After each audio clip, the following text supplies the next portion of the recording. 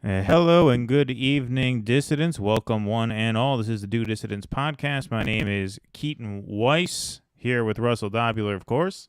Hello. I hope everybody's doing okay this evening. Just a little program note before we start. StreamYard, which is our software streaming service that we use, is beta testing a new feature, a new recording feature. It's the first time we're using it. And so I hope it does not crash the stream entirely. But if it does, that's why. Just a program note. If we go off the air, that's why. It's because they sabotaged us with some bullshit. Hey, look at Tom Stratton getting the party started already with a super chat. We're in business. $2.46. Thank you, sir. We Thank you, appreciate Tom. that very much. Now it's a party. So thank you very much, my friend. We do have some segments that we want to get to this evening. We also do want to get a program note in. This Thursday is Thanksgiving, so there will not be a live stream this Thursday because it will be Thanksgiving. We are going to do one on Tuesday in the afternoon. Probably it'll be 4 p.m., right, Russell? Does that make sense? Yeah. We'll do it at Tuesday. But We're going to do... Yeah. We were going to do Yeah, Wednesday, but Wednesday before Thanksgiving, everybody goes out, so we figured we wouldn't get much of a crowd there. So we'll do Tuesday afternoon. We'll have a couple of segments on Tuesday afternoon, but we're also going to make that as part of a little Thanksgiving special. We'll make that a special Q&A show. So we'll do a couple segments, but we'll leave most of the time open to take questions from you fine people and wish you all a very happy Thanksgiving. And so we're looking forward to that. That'll be Tuesday afternoon. On Tuesday nights at 8 p.m. Eastern, Russell and I are going to be appearing on the LaRouche News Network. That's my nickname for it. That's not the name of the channel. No, our friends Jose Vega and Kynan Thistlethwaite, who you might know as the AOC protesters. We had the pleasure of interviewing them a few weeks ago. They started their own YouTube channel called Declaring Independence, and we are going to be lucky enough to get to guest on that on Tuesday night. That'll be at 8 p.m. We are boning up on the gold standard like you wouldn't believe. Hey, they'll be happy to know so much about gold and silver. They'll be happy to know I voted for Dianne Sayre for New York Senate because I wasn't going to vote for Schumer and I wasn't going to vote for the Republican. So I figured, why not? I voted for the LaRouche candidate. I couldn't vote. Fuck Green Death. Devin, Devin, you know how you can find out about my personal grooming habits? Super chat, bitch! Yeah, exactly. Yeah, super chat. Extra Bola from the Indie News Network. You boys safe and warm. I heard Buffalo's a new North Pole. Well, Russell was only broadcasting from Buffalo during election week, but Russell lives in New York City. No, if Russell were still in Buffalo, we would not be doing a show this evening.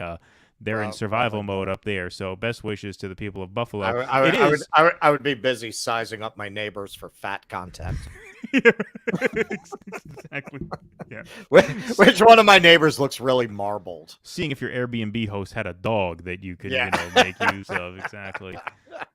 So yeah, we're not quite as cold as Buffalo, although it is cold up in this bitch though. It has gotten really cold last week in New York. I'm wearing on the air tonight an Irish wool sweater. This is from Ireland. My mother-in-law got this for me when she was over there visiting a few years ago.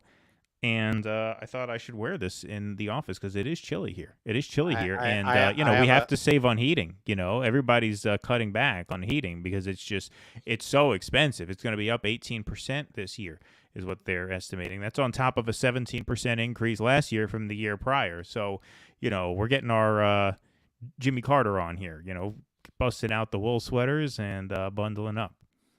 What we have is a crisis of confidence. I've got a space heater blowing on me right now. Oh, really? Yeah, the heat is not working properly in my house. I've been having trouble with the hot weather for the last 2 months. All right, I'm going to tell you all my my tale of woe very briefly. So my landlord has a severely mentally ill son, and he's so afraid of him that he decided to make him his tenant's problem.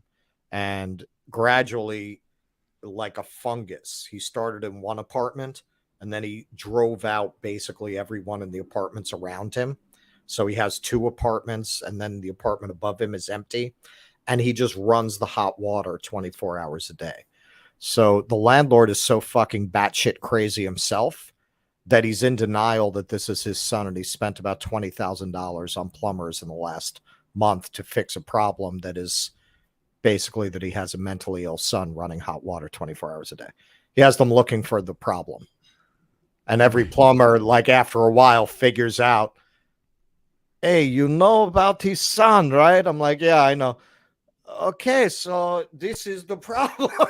Like he has these people looking for the lost treasure in the walls of the building, and this is what it is. So this is what I've been dealing with for like 2 months.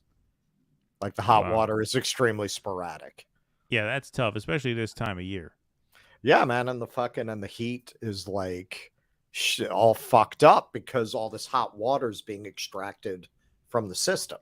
Yeah, right. So there's not enough left to really generate the steam. Right. Oy vey. All right. Arpoon Wafy. Pardon me. I hope I got your name right there. Thank you for the $8.99. Really appreciate that. He's got a question already before we're even starting our segments. What do you make of the Sabi Sobs Jordan Sheridan rebuke? Yeah, that went down on Twitter.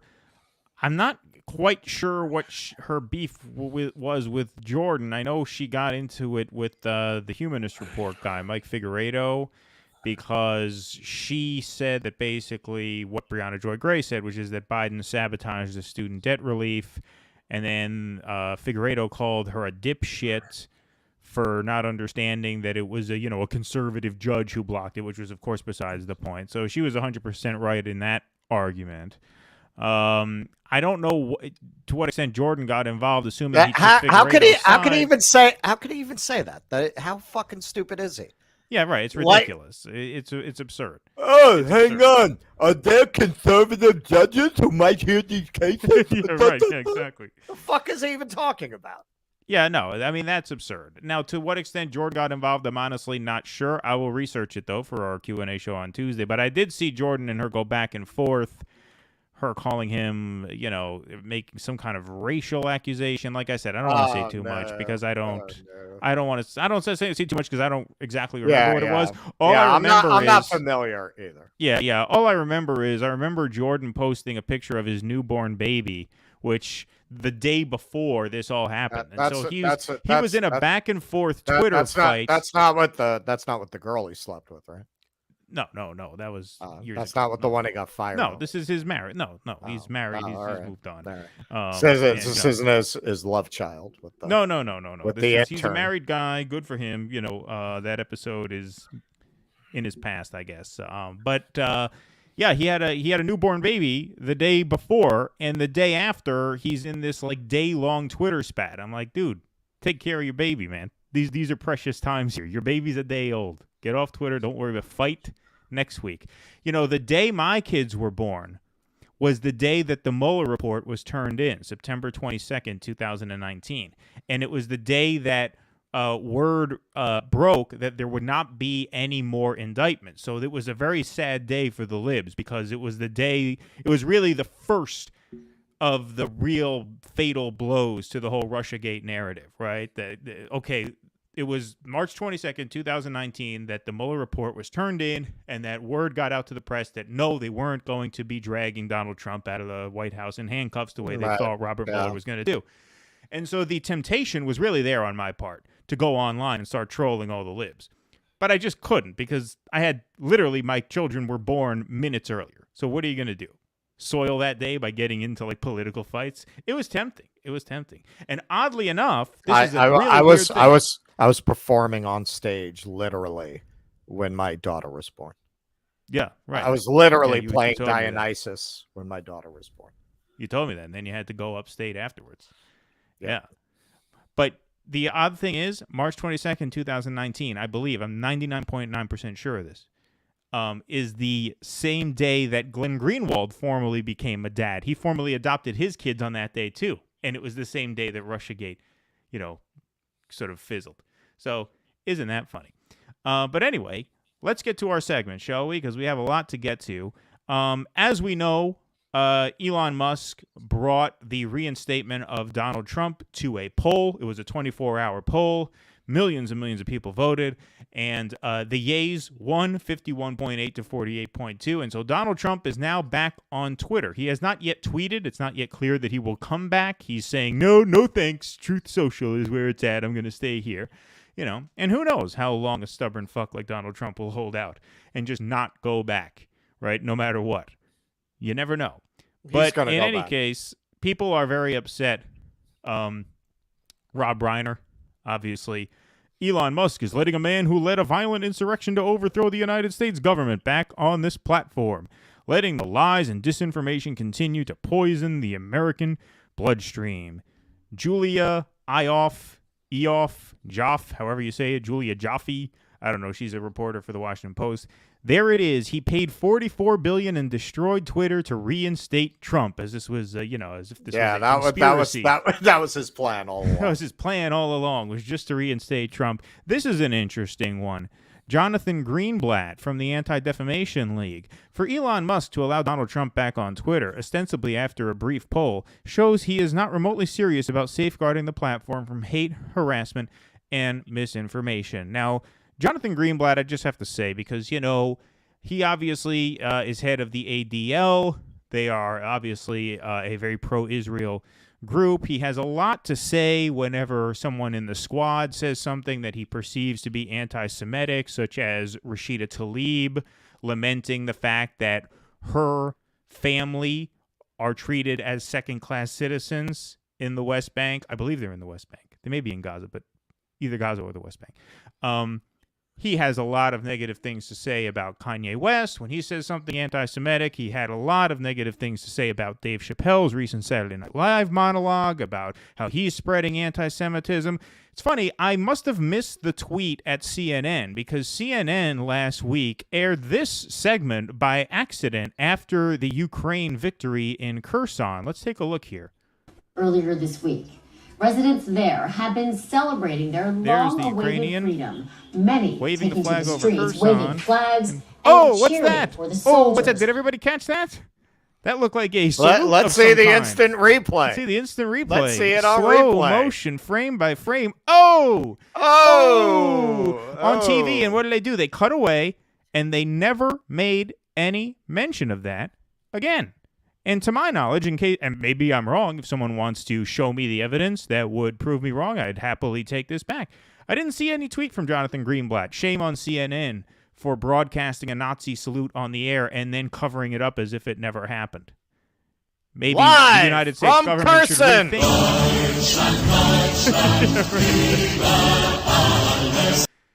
They were celebrating and dancing in the streets in Kherson there. Yeah. No outrage from him over that. Interesting. Really interesting. Yeah, it's very interesting. Yeah. What Nazis in Ukraine? What not Nazis? Schmazis. There's no Nazis in Ukraine. That's a complete fiction. That is Putin propaganda right there. Yeah. There's maybe 2 or 3. They all hang out at the same bar and nobody talks to them. Exactly. So Trump is back. And Trump being reinstated is just one of many moves that has sort of come under scrutiny since Elon Musk took over as CEO. The Trump reinstatement was part of a wave. Obviously, Kathy Griffin was reinstated as well to sort of create the impression that he's being even-handed in terms of bringing back, controversial left-wing voices and controversial right-wing voices. Ye himself, Kanye, apparently just got his Twitter account back. Oh, did he he reinstated him? Yeah. I mean, it's hard to know for sure because of the blue check thing, but it seemed like it was definitely him. I mean, enough people responded where it seems like it's him. And Jordan Peterson was, of course, unbanned. Yeah. And so he's very happy about that. So there's been a sort of wave of unbannings going on. And, of course, a wave of firings, and the debate is now raging. Is Elon Musk destroying Twitter? Is he ruining it? Is he running it into the ground? Will it go extinct? So, Russell, you had some thoughts about this that we edited out of last night's segment because we didn't want to be redundant, and we knew we were going to talk about it today. So, go ahead. I think that he's trimming the fat. This is a company that's been losing money for years and years. a lot of the Silicon Valley logic in the days, and look, a lot of companies are doing in a less chaotic, crazy way what he's doing. Disney is laying off people, Google's laying off people, Apple's laying off people. Even before he took over Twitter, he started doing layoffs at Tesla. When the money was pouring in from the venture capitalists and from the market and the interest rates were low, they hired a lot of excess employees in these companies. And even companies that are not going through this kind of transition are getting rid of a lot of people. I think Musk wants to push people out because the company is just a money-losing proposition, and he paid way too much for it. So people are cheering, oh, look at all these people leaving. He's not going to be able to maintain it. I don't believe that. I don't believe that. Some people are saying that ultimately they're going to hit a wall because you need engineers in certain positions to deal with it when something goes wrong.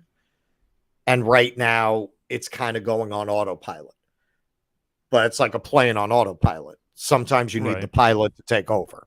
So they're saying, yes, the systems are set up to be self-regulating unless there's a problem. And because so many people were whacked so fast and self-deported so fast, that if there's a problem like a hack or an engineering problem or a glitch, they don't have enough of a skeleton crew left to deal with it. Possibly, but would that necessarily be the end of Twitter? Like, you can't tell me with the amount of money floating around, they can't get somebody in there to fix the problem if there were a problem like that. I think you're having a kind of chaotic transition. But again, what would tell me that Twitter is in trouble is if the tweet volume dropped. And apparently the tweet volume is stable or actually up a little bit. I think most people are happy to see a more free speech oriented Twitter. More people are happy with that than not. The people who are not happy with it are the same elites that everybody fucking hates. It's the same elites that got Trump elected because freaking them out was such a dream for so much of the nation, to elect a president that would make them lose sleep night after night after night for 4 years. They never really understand how despised they are, that their disdain for a thing will make it popular. So my reading of the fact that tweets are up a little bit actually is that, like, it's people wanting to own the libs, really. Like, oh, I'm going to tweet more. I'm going to go make a point of using Twitter now because it's going to upset Rob Reiner. I want Twitter to succeed now. I wouldn't go so far as to say that this is all going according to plan, but I would go so far as to say that he wanted to whack a lot of the staff and a lot of he did it. He got rid of half of them on his own.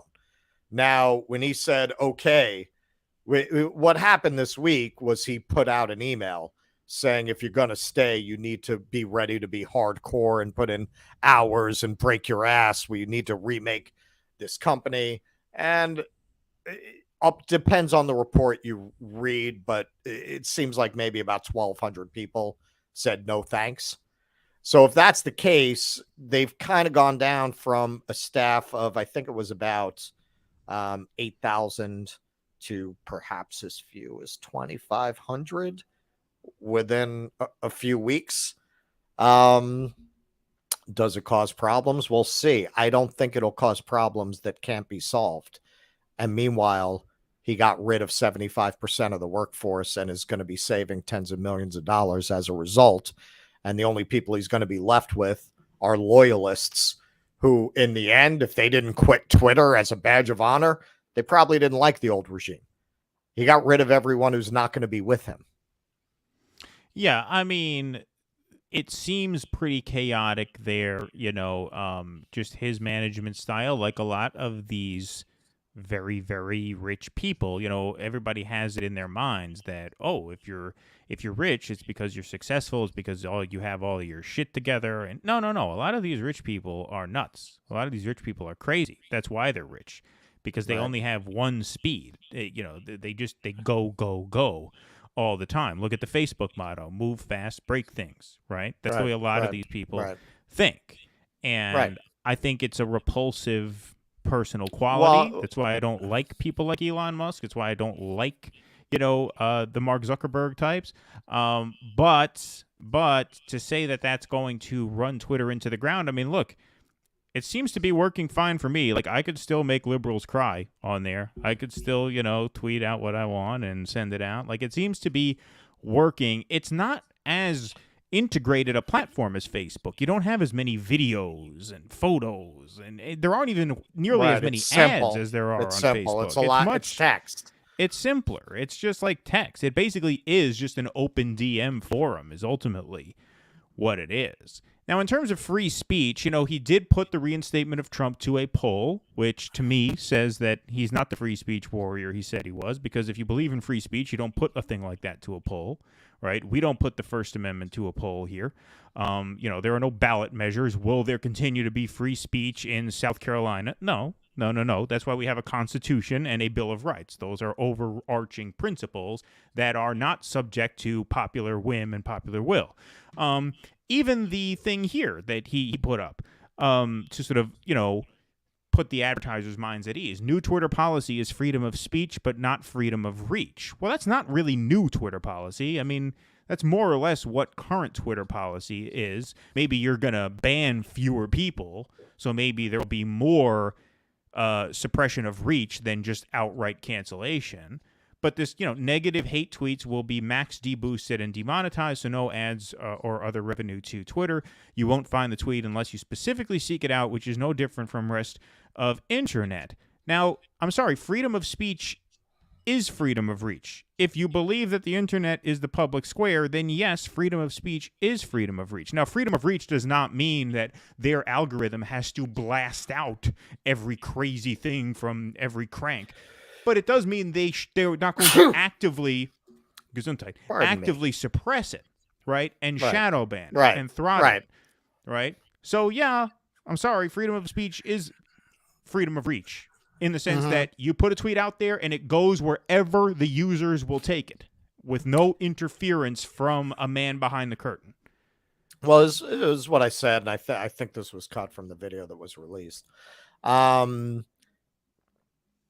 Well, you know why I cut it, because we're having this conversation. Yeah, because we're having this conversation now. All right, so I'm not an Elon stan, but in fairness, he's between a rock and a hard place. Unless he wants to just subsidize Twitter with his personal fortune, he has to figure out a way to stop the bleeding and ultimately to try to make it profitable.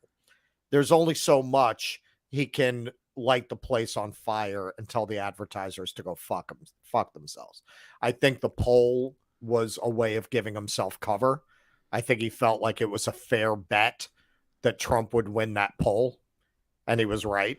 But it gave him some cover, I think, to say, no, this wasn't just arbitrarily my decision. I put it up to the people, right? It gives them a little cover. And saying things like that is to calm down the advertisers, because until he figures out a way to get rid of them, which I think ultimately is what he actually wants, to go over to a subscription model so that he really can commit more to having a free speech platform, he's stuck with them for now. So there's only so far he could go. Like, what do you expect him to do? Well, no, this is the same sort of predicament that a lot of people find themselves in, including like us on a smaller scale. Like, one of the reasons I was, wanting to, when I first envisioned this project, keep it simple: blog, podcast. Because if you're on a blog and a podcast, you could say whatever the hell you want. You don't have to play the game of wondering, oh, are you going to get throttled or demonetized or canceled? Because, look, we think of what we're doing as independent media, and it is to a large extent.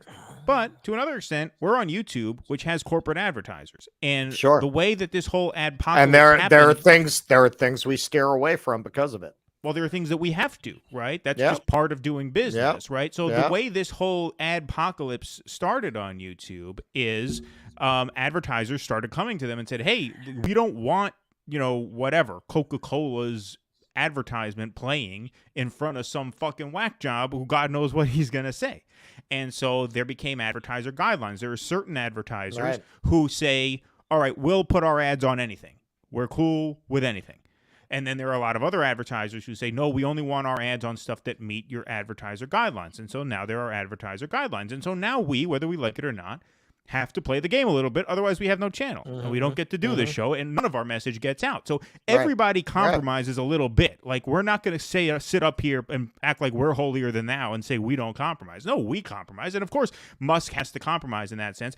That's why we like to advertise our subscription program, patreon.com, because the more people we get through membership, the less dependent we are on ads, right? And plus you get a tote bag. Right? Plus you get a t-shirt if you give $15 a month. But no, like, that's seriously like how Elon is thinking too. Well, the more money I get in from the blue checks, the less reliant I am on advertisers. That's it. The more That's what he's trying to do. Platform That's why I'm saying I'm not going to take him to task for what he's doing right now. I read it as he's trying to extricate himself from a trap that frankly he put himself in. He put himself in by bidding a ridiculous amount on something that really wasn't worth it. Probably more than double its market value. Yeah, because there aren't even that many ads on Twitter, and online ads in general do not have the cachet of TV It was always dwarfed by Facebook, Google. I mean, Google, forget about it. YouTube, like Twitter was never anywhere near the league of other social media platforms. It was always the also ran in this whole generation of social media products. Right. Exactly. I mean, how many of you guys who are on that platform, how many of you ever see an ad? How many of you ever click on an ad that you see? I've never seen an ad on Twitter. That's the other thing. I don't spend a lot of time on there, but I've never seen one. Yeah, hardly ever. I can count on one hand the amount of ads I've even seen. I've never clicked on an ad on that platform. Not once. And that's what advertisers really care about. They care about conversion. They don't care so much about views. Not that views don't matter. Of course, views matter. You can't get conversion without views. But what they care about more than anything is conversion. And, YouTube just doesn't, Twitter just doesn't offer that. YouTube does. YouTube, you're doing great with the ads. Keep advertising on YouTube, right? Right. You're bringing in a lot of money for whatever it is. Well, this is why if you watch Drano. It's funny because the content, I mean, when I click on our own videos, it's a mix, man. I mean, they drop a lot of Hillsdale College shit on there because we have some right-wing audience. Right. But then they'll also do more standard, like Get Your Guide kind of stuff. And CNN kind of ads will go on there because we're topical. So, it's a mix. All right. So, Charles, I couldn't agree with you more. We need to market you guys more. You're hysterical and insightful. Well, that's mostly Keaton. I mean, I think it's half and half. I mean, I don't always, I'm hysterical. You're insightful. I mean, I don't always agree with some of your lefty crap. Me neither, frankly. Me neither. Sometimes I wake up in the middle of the night calling myself a fraud and slapping my own face. But you're way better lefties than most of these idiots out there. I couldn't agree more. Let's figure out a marketing campaign. All right, Chuck, call us. Call us. And come over to YouTube. What are you doing on Facebook there? Come over to YouTube. That's where the real chat is at. That's where you get to meet all of our new friends over here on YouTube. But yeah, so I mean, look, that's I think where he is with that. I'm not sure that he's crashing it into the ground. But we'll just have to wait and see. I mean, this is a transitionary period. He has been disappointing in some ways, but I would not write Twitter off. Nor would I write Elon off. Elon has deep fucking pockets. That's like true. He can afford a couple of disasters. Like he has runway to work this out. Yes. That's true. When you're the richest man in the world, that buys you runway. Can't argue with that. Anyway, we are going to transition into our next segment, but we have been gifted by Twitter, oddly enough, the most perfect segue in the history of this show. So one of the other sort of blue check mark people who was very upset about Donald Trump being reinstated on Twitter was Sam Harris.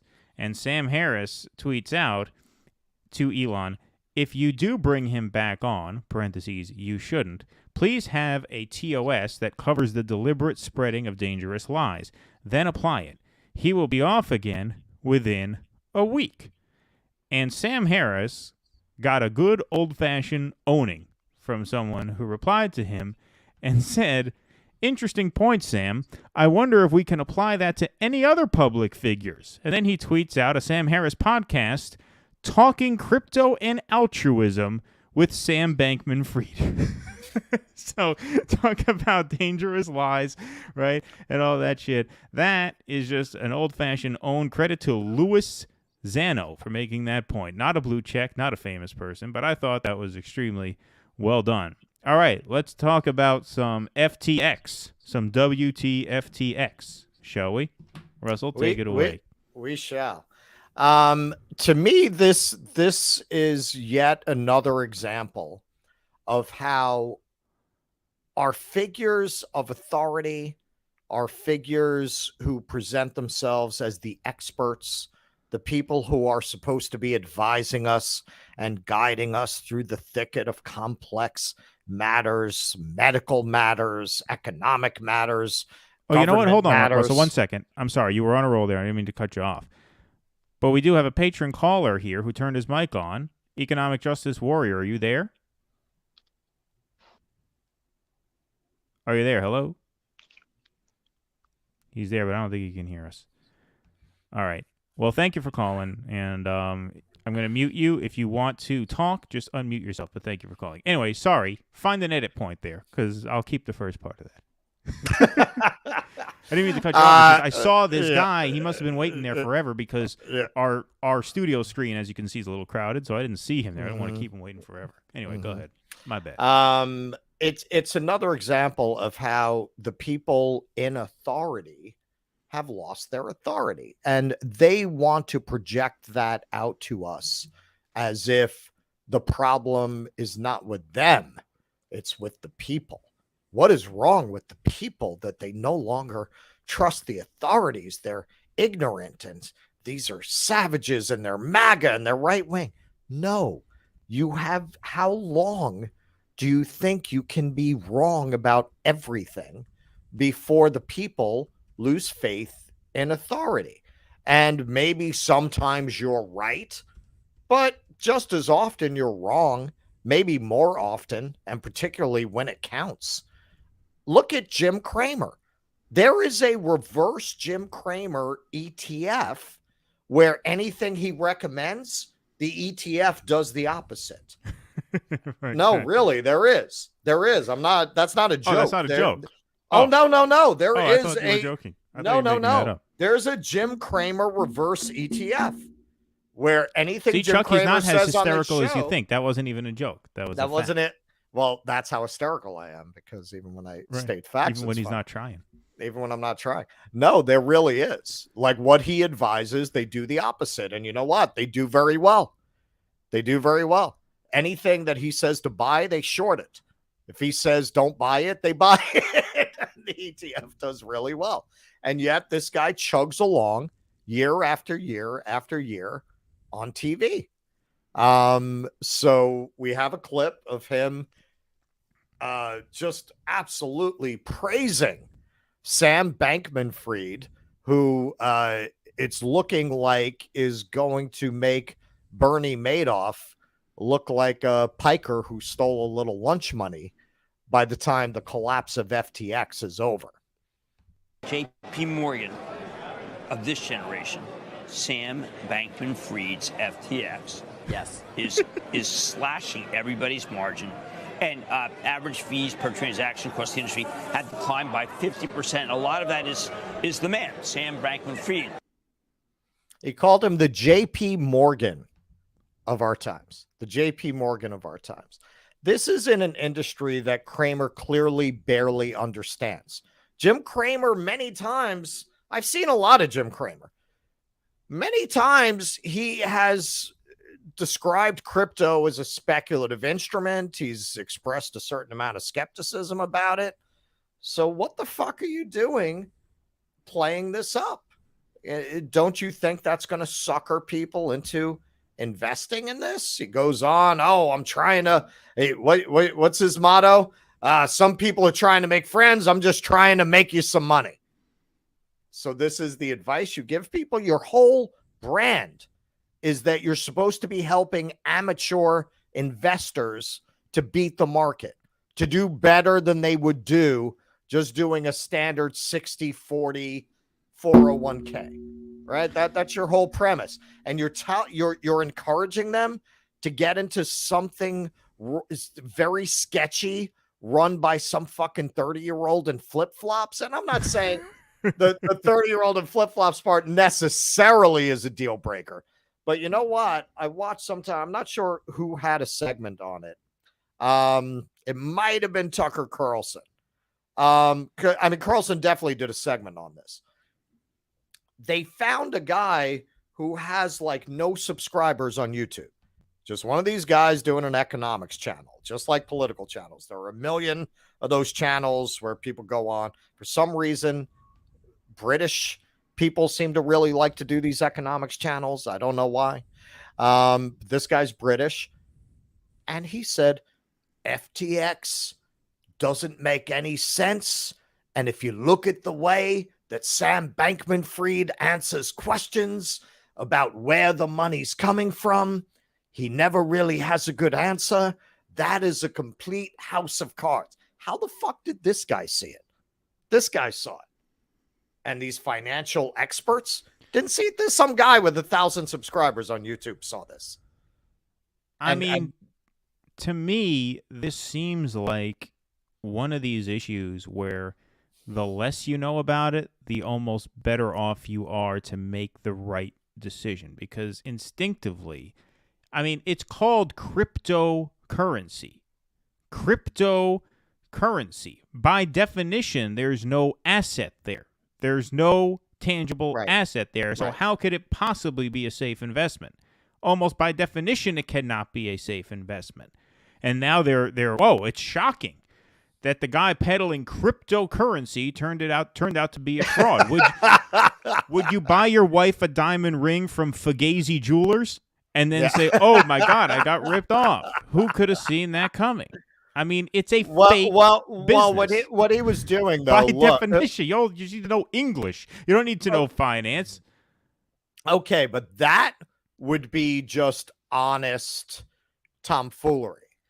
He had a whole hedge fund set up where he was using his clients' hedge fund on top money. of that, he had a whole Madoff thing going. Yeah. He had a whole Ponzi scheme going where classic Ponzi scheme, taking the investors' money to pay out the older investors and making it look like there was all kinds of money coming in.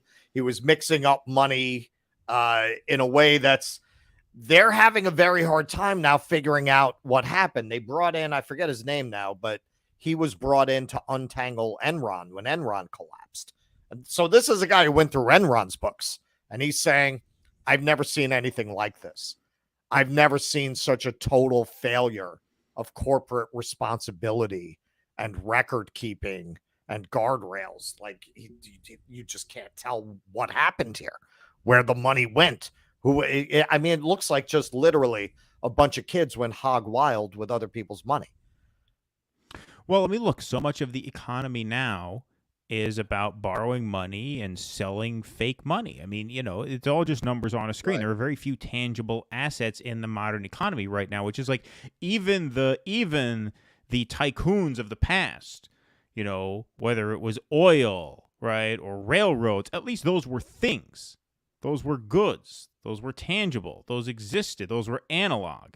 It took people to produce them, which means there was some promise of shared prosperity. Now, that's not to say there wasn't massive exploitation involved and horrible injustice. This is a socialist show. I'm obviously not going to sing the praises of the old industry barons of old, but at least there there was, inherent to the enterprise.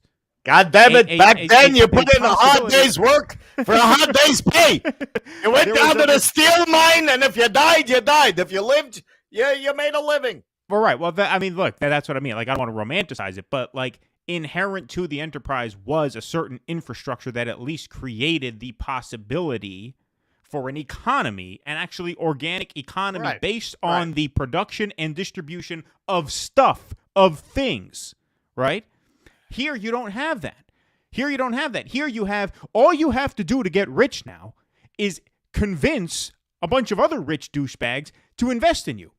You don't have to have anything. Exhibit B. One more Jim Cramer interview that I want to cut to right now. I usually don't do this. Does she look familiar to anybody? And what he did for computing. I regard you as a visionary next generation person. This is Elizabeth Holmes. It's just the kind of ridiculous pressure that nobody needs. Who never had blood testing technology that worked. All she did was convince enough rich people to invest in her because she went on shows like this and she impressed people. He looks like a fucking moron. Look at him right now. Exactly. Here, let's just show this. Steve Jobs was. I don't think this is them singing the praises of Steve Jobs, another bona fide psychopath. All right, but anyway, regard you as a visionary next generation person. Is this the kind of ridiculous pressure that nobody needs? Steve Jobs was. I don't think there is another Steve Jobs. He was a phenomenal entrepreneur. We've got an incredible opportunity to try to uphold a legacy in Silicon Valley of changing the world. And disrupting the world. We're working 24/7 to do it. Well, I understand that's exactly how you work. That's Elizabeth Holmes. She's the Theranos founder and CEO. Congratulations on all the success you've had, and I sure hope you win. Well, it's a privilege to be here. Thank you. another one for the time capsule. Nobody asked any questions about how it's amazing, about how a fucking 19-year-old Stanford dropout was revolutionizing blood testing. And there were hematologists and experts in the field who were saying what she's claiming is fucking impossible. Nobody asked any questions. Like, nobody demanded to take the machine off site and have it tested by legitimate scientists who had no interest in the company. Here's her spread, amazing. The next Steve Jobs, right? All the finance rags, the next Steve Jobs. And look, another point of comparison here. Sam Bankman-Fried, Fortune magazine, the next Warren Buffett, right? You see how these just con artists are just idolized by this culture. This is a culture of just douchebaggery. It's a culture of shallowness. It's a culture of move fast, break things, be a disruptor, go as fast as you can, rake the money in as fast as you can, worry about delivering later. That's not the point. Making a product or a service that people want and need is no longer the point. You get rich on speculation now. Right. And so these people are all the same. They're all the same. It's the same thing. And by the way, I'll just say, I feel bad to a certain extent for some of the people who got suckered in by all the celebrity endorsers of this, and the hype. Look, Tom Jim Brady Cramer lost his shirt on this. Fuck him. JP Morgan. Yeah, right? Larry David, sorry, fuck him. I love Larry David. Seinfeld is, to me, one of the major works of art the human race has ever produced, so I'll always have a warm spot in my heart for Larry over that. But sorry, man, you're worth $500 million. You fucking start peddling this shit. What, a Super Bowl ad? They give you a few $100,000 and you get in on this little fucking scam, whether willingly or not. It's like, fuck you guys. It's like, seriously, fuck you guys. Again, this is just a douchey culture full of douchey people who are just in it to make a quick buck. That is it. That's the only point of it. It's the only point of it. All Holmes ever cared about was being known as the next Steve Jobs. And she bought into all the identity politics shit, right? About how she was a woman breaking into this field. It was all narcissism and ego and greed. She didn't care whether the shit worked at the end of the day. She knew the shit didn't work and she was pushing it anyway, even as people were getting faulty test results and getting sicker because of it. They were sending the tests out to Walmart. Yeah. Yeah. Walgreens, I believe it was. Walgreens. Yeah. Right. Exactly. Just didn't care. This is the level of sociopathy involved with these people. And, I think Musk is basically one of these people, to link these two segments. Not that he's doing the same amount of harm in Twitter, but it's the same thing. It's all the same thing. Yes, but his businesses are not smoke screens. Well, right. There's actually is a guys, Tesla car. Yeah, they're just and one of our listeners pointed out, and yes, this is what was happening.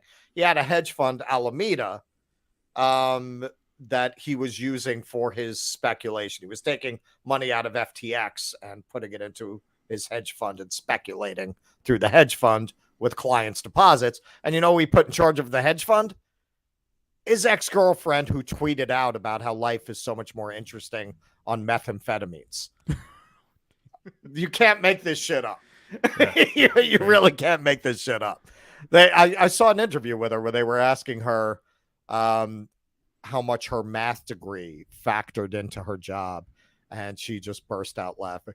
Not at all. Not at all. I'm wondering, when you first start, it's you lose $1,000 and you're like, oh my God, I'm not sure what story I should tell you about a time I lost a lot of money, but it's like amazing, man. Yeah, Jim Cramer, there was one video I was looking at as research for this segment. I don't know how the guy found it because it's been pulled down everywhere.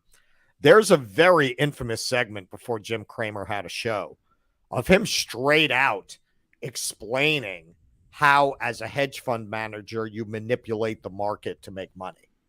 He gets into all this detail, like, you call up some of your contacts in the press. You say, the profits are down in the factories in China that make the Apple components, and then you short Apple. And you short Apple, and then you make a call the next week. Oh, the Apple phones are up, and then you dump the short. It's a nice little game you can play. He just fucking lays it all out, man. He lays it all out. That's why you can't find that. One guy on YouTube I found when I was researching this had a piece of that clip in his video about Jim Cramer. But yeah, no, he's a fucking scumbag. And to me, this is why I keep coming back to him. As we can see from those magazine covers, he's certainly not alone. Right, exactly. But no one is more emblematic of failing up and being part of just a corrupt establishment that cannot be trusted in every field. Economics, politics, medicine. Again and again and again, the New York Times just finally did an article saying, oh, you know what? Puberty blockers are not completely safe and reversible. How long have they been telling us now? No, it's completely reversible. This is first-line treatment for gender dysphoria, which never made any fucking sense. Just because of how forget about your principles or your philosophy about this. Just because of how the human body works. Never made sense. You could just shut off people's puberty that way without consequences. This is a key moment in the development of a person. And you had all kinds of scientists, sexologists, doctors trying to say, no, it doesn't work that way. And now finally, and you see this again and again in so many different areas where the establishment makes it verboten to have an opinion. And then eventually the weight of evidence is so overwhelming that they start to signal that now you're allowed to have this opinion. That's what happened with the lab leak theory. You weren't allowed to have that opinion until you were allowed to have that opinion, right? So then they go out and they ask, why doesn't anyone trust the scientists anymore? Why doesn't anyone trust the doctors anymore? Because the whole system is demonstrably corrupt. So people rightly don't know who to believe anymore. Well, also, I mean, this Sam Bankman-Fried guy was on the verge of achieving mega donor status on Capitol Hill. Donated boatloads of money to mostly Democrats. In fact, 9 of the Democrats who are now going to be investigating him are recipients of his donor money. The check's already cleared. Fuck it. Right. And so he ingratiated himself directly with the political leadership. And also donated money to media. He donated money the whole to Vox, thing was to The Intercept, to what's it called? ProPublica. ProPublica got money from them. Effective altruism, he calls it, right? Effective altruism. That's not his term. That's been around, but that's yeah. Yeah, I mean, it's basically he is Exhibit A of what.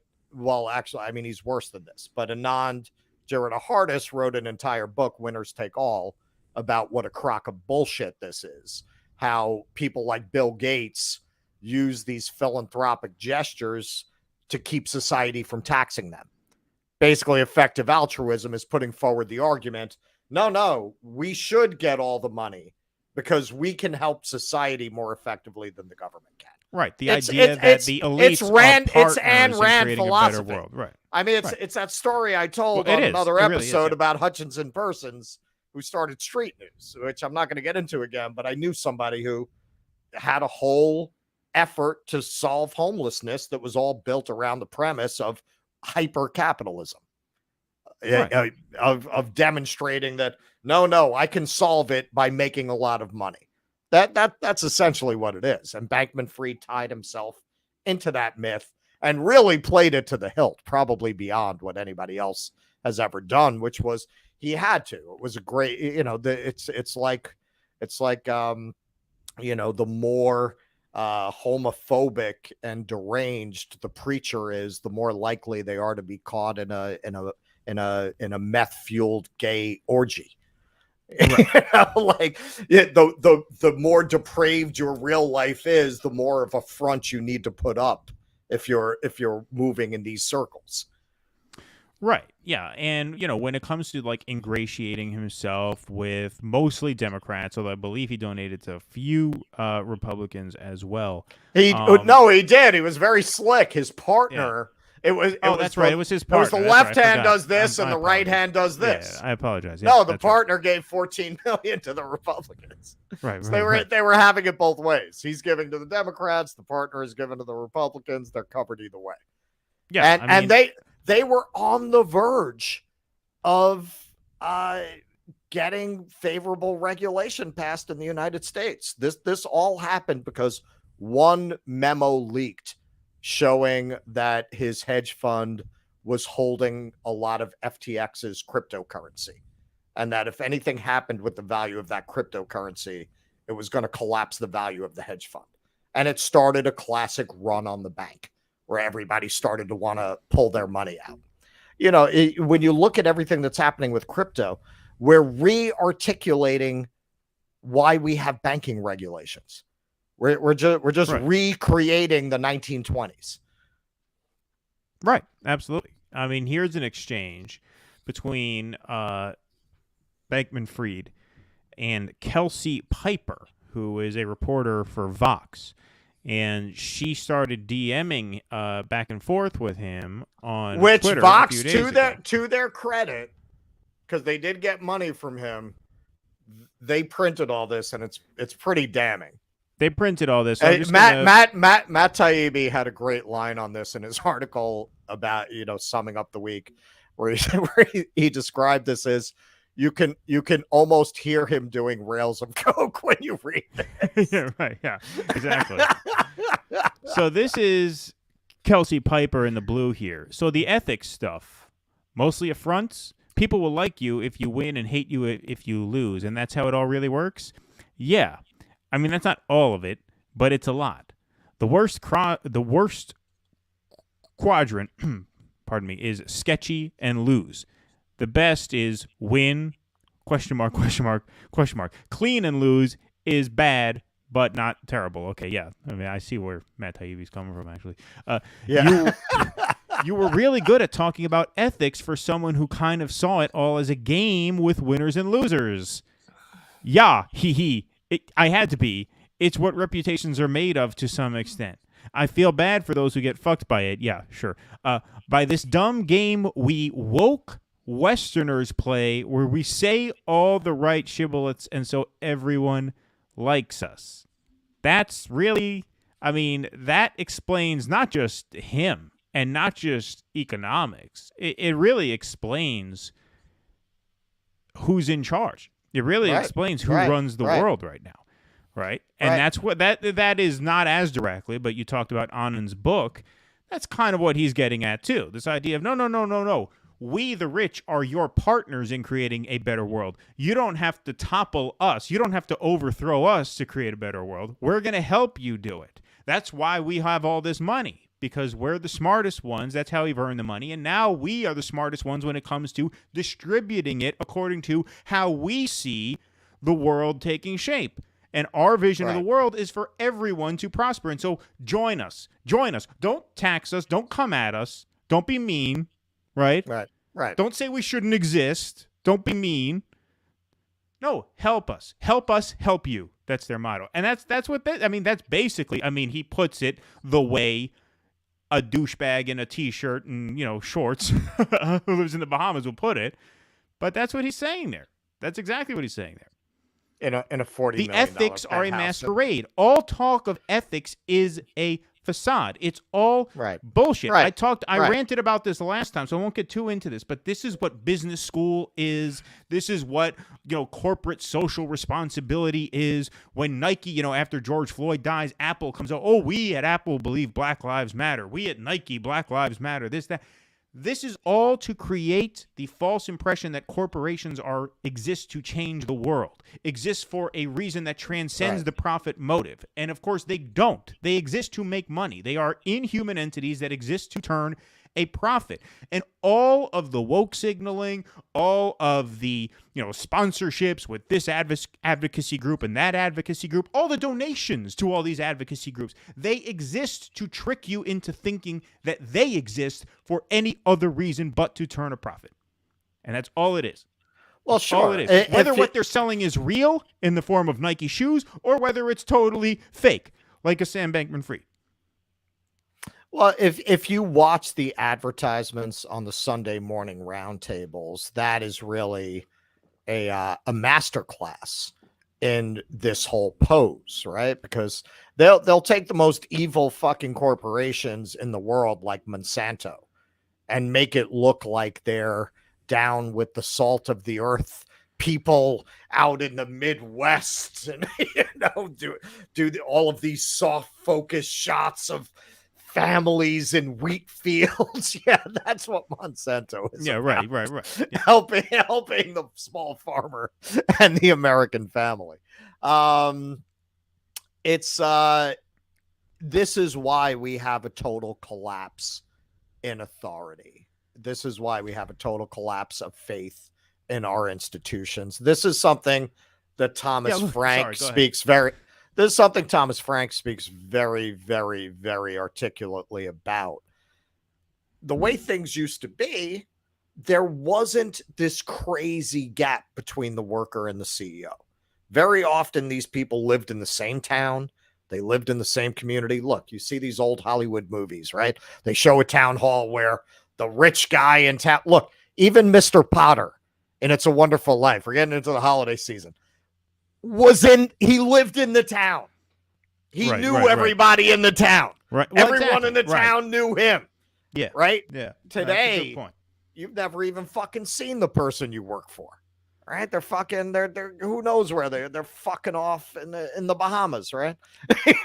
That's a great point. It's a different version of the point that I was making, but it's good. It's in the sense that, in the old days, right, where yes, the railroad tycoons were vicious, blood-sucking bastards, but they were materially involved in what they were creating. They were invested in what they were creating. Right.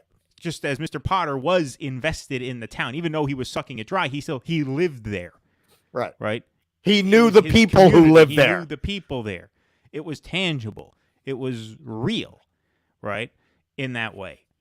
One thing this brought up to me is funny because you mentioned it is the holiday season now. And so now, our next segment is about gig workers. So we're going to talk all about my work in a few minutes. But, today, Sunday before Thanksgiving, you get a lot of Instacart orders. So, shopping around the supermarkets. And this time of year is where they have charity organizations usually parked outside the supermarkets, like the Salvation Army or the local food bank, right? Right. And they'll have a little tent set up.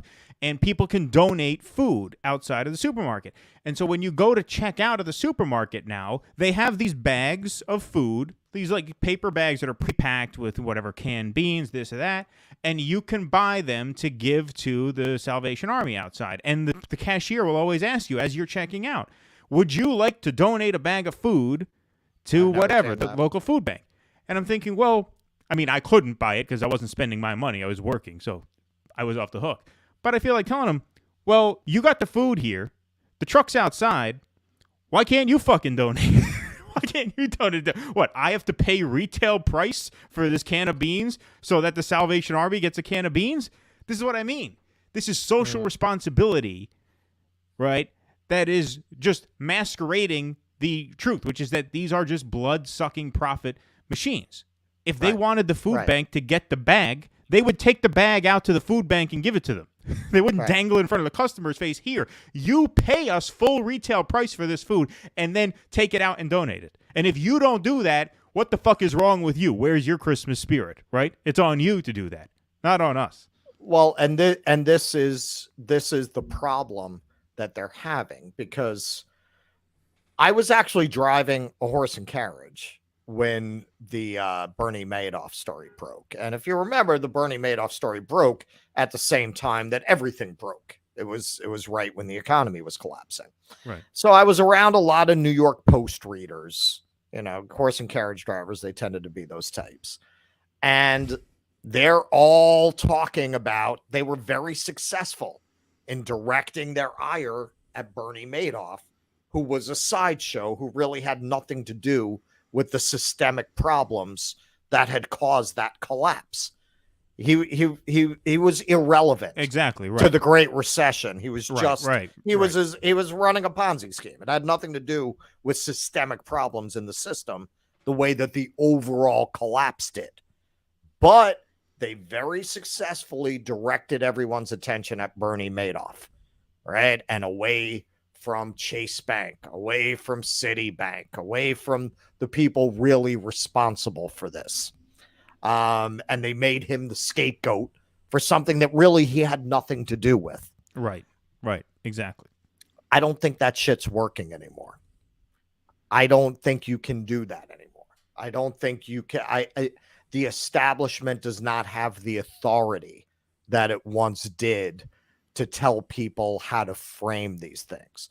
There's been a complete collapse in trust in all of the establishment, and it is well earned. And you can see that it terrifies them. And that's why they increasingly are looking for censorship. That's why increasingly they want to shut down the ability to talk about it, because that discussion does not favor them. Absolutely. Yeah, well said. All right, we're going to go to our final segment. Before we do, I do want to put our patron scroll back up and encourage you all to go to patreon.com/DoDissidents or DoDissidents.substack.com to help support the show.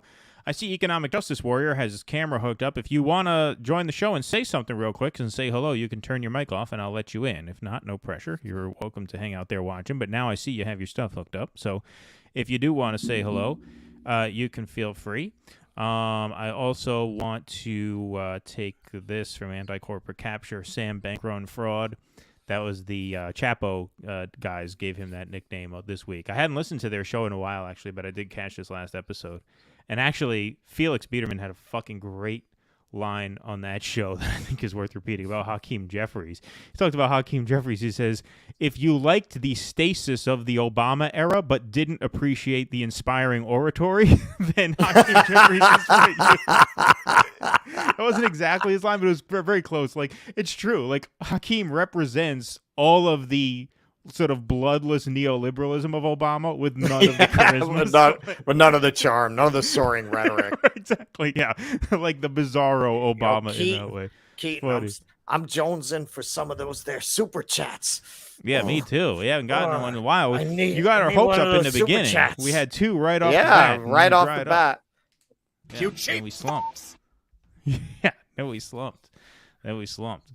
All right, well, we're going to hopefully this segment will bring in some patrons and some super chats, because we're actually going to talk about gig work right now. And as you know, I'm a gig worker, and Russell is a gig worker of sorts too, not an app worker, but he's a gig worker. He's a tour guide, independent contractor, does gig work. Damn right.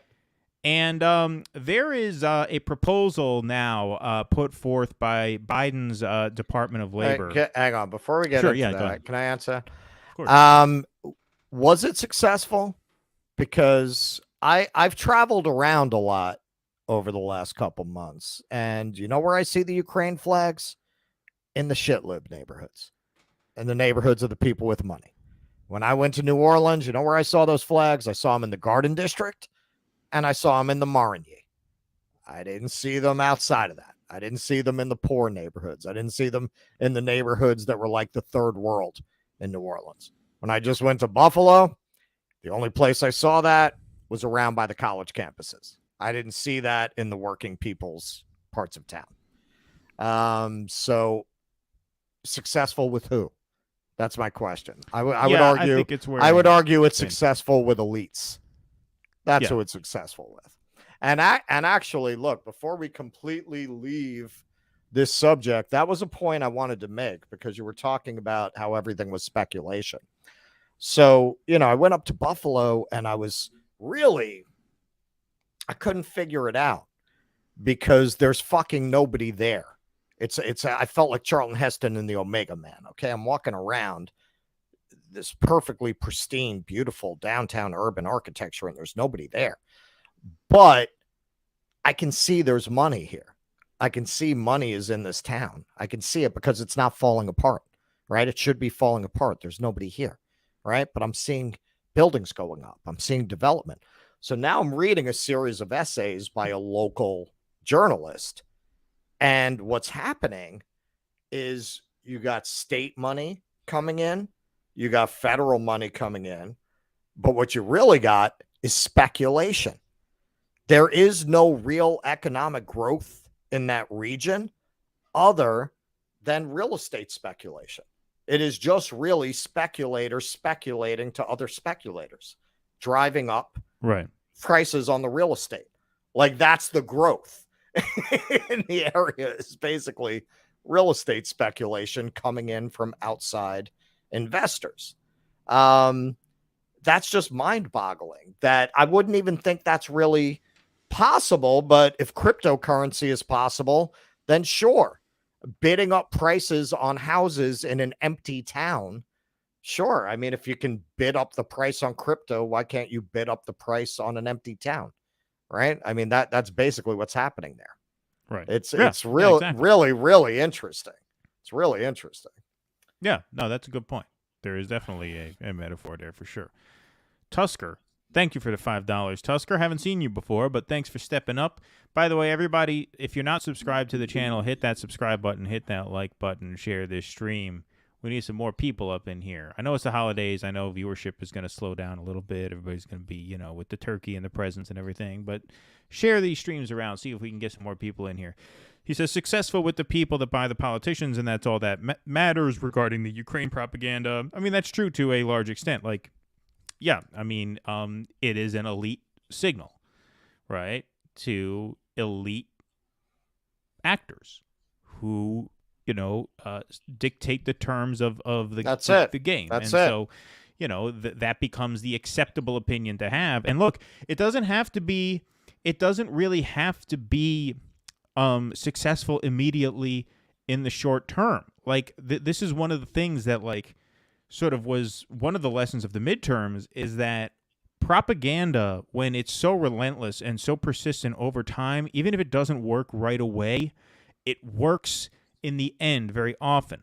Like, we didn't think the January 6th hearings meant anything. Nobody gives a shit about that. Well, turns out, no, those probably were successful in just stigmatizing support for Trump enough to the point where enough midterm voters were like, if Trump is backing these wacko candidates, we just can't go there. Like, it does seep into the public consciousness over time, even if it's not effective in the short term. Now, when you have a situation like a potential World War III, there really is not much of a long term necessarily, right? Yeah. This is either going to start soon or it's going to cool down soon. Hopefully things simmer down over the winter as oil gets more expensive as people really feel the effects of what these sanctions are, and hopefully we all come to our senses and we come to some sort of deal so that Ukraine can live in peace and the world can live in peace, right? Whatever those terms may be. MT Do Ramen. Haven't seen you here either before, I don't recall, but thank you for the $5. Louis Rossman did some fantastic videos about the NYC real estate market. All right, we'll check that out. Have you heard of Louis Rossman? I haven't. I haven't. All right, excellent. Nice. All right, that's everything. We're caught up on the Super Chats? All right, perfect. Excellent. All right, so let's talk a little bit about gig work. So in early to mid-October, I think it was October 11th, the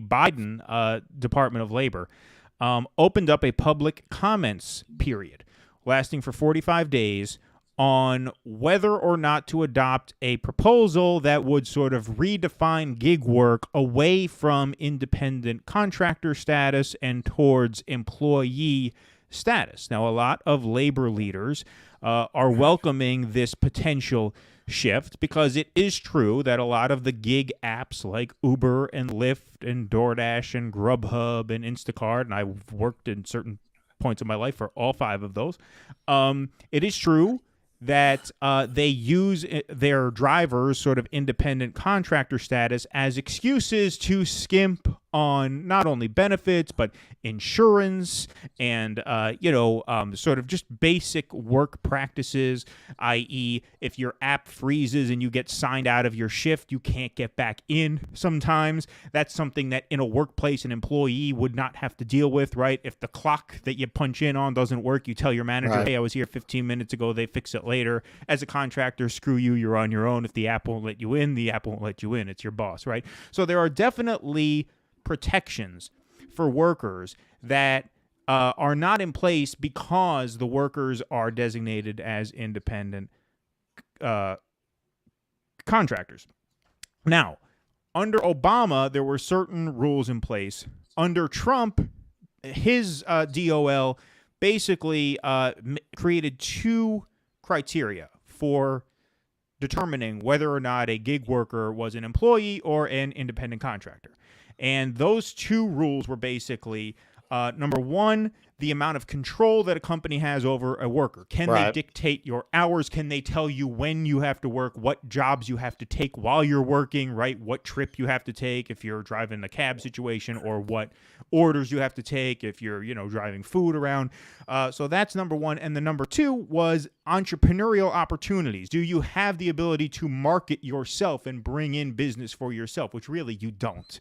Because as an Uber driver, when someone orders an Uber, the job goes to the closest car, right? You can, you can technically give out your phone number with, say, hey, I drive people around. If you need a trip to the airport, call me.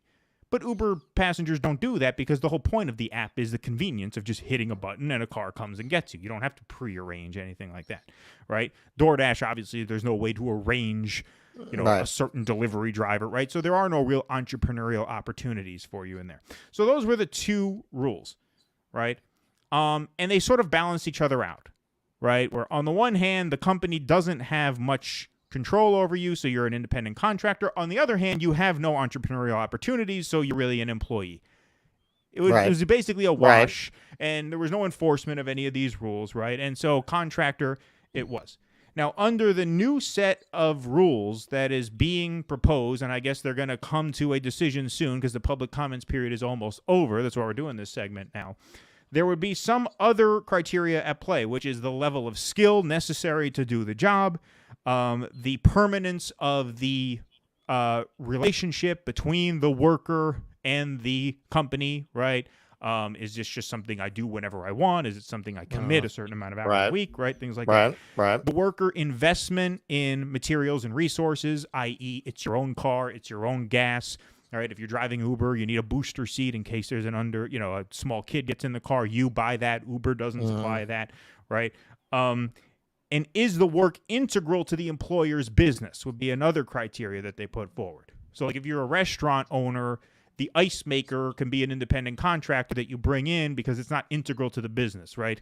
you could make your own ice if you wanted to, right? Whereas Right, Uber doesn't right. function without drivers. DoorDash doesn't Right. function without drivers. So Right. it would be a lot easier to get these drivers designated as employees under these new rules, which is good in the sense that that would lead to more worker protections in terms of insurance, in terms of fair treatment when you're on the app. But I can tell you, and this is why we are uniquely positioned to do this, because I'm an app worker and Russell is a gig worker. Kyle is not a gig worker or an app worker. Kyle could not give you the same level of insight into this. you, Kyle. Right? Right, exactly. Fuck you, Kyle. We have a unique perspective on this that might be surprising to some people, because I absolutely think that workers have to be more secure on the job when they're working for these apps. 100%. And do these apps exploit this independent contractor thing to sort of mistreat a lot of their workers? Yes, they do. However, the key thing to know is that if you classify Uber drivers, DoorDash drivers, Grubhub drivers as employees, that gives the app companies a lot of control over the workers when they are on the app. That's part of the deal. Yes, you get certain benefits, you get increased protections, but you also have to play by their rules. As an independent contractor, you turn it on when you want, you turn it off when you want. There are certain criteria, like DoorDash will only allow a certain amount of drivers in a zone at a time so that the market doesn't get oversaturated, which is actually kind of a good thing, because it means that when you are working, you're at least more or less guaranteed to be somewhat busy, which is actually kind of nice. But when you are working, you can choose which orders you take and which orders you turn down. That is key to success on these apps. As an Uber driver, as a DoorDash driver, the number one thing you must learn, and James Nagy, our pal, he drives Uber, he said this a couple years back. He says the number one thing to know when you are doing this is what orders you accept and what orders you turn down. And if these drivers get designated as employees, it is very possible they will lose the ability to make those choices themselves. And that could be devastating. It could be absolutely devastating, because right now, once you learn how to do it, once you learn which jobs to take and which jobs to turn down, you can actually make real money as an app driver. You can make $25 to $35 an hour, even $40 to $50 an hour on a busy holiday weekend, right? I mean, like, today was really good.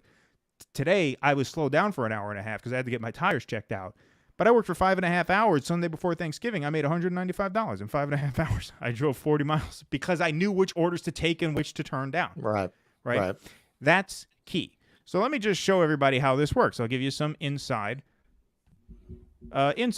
into what your DoorDash driver sees when you order McDonald's at 1 o'clock in the morning, right? So when a DoorDash driver gets an order, this is an example of an order. You're picking up from Oren's Hummus, and you're taking it up there where the house logo is. So the shopping bag is where the restaurant is. The house is where you're going to drop the food off. The blue is where your car is now at this point.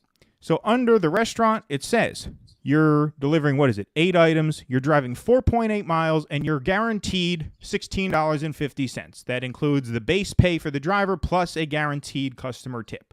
Every once in a while, the tip is higher than that, but anyway, we don't want to get into all that now.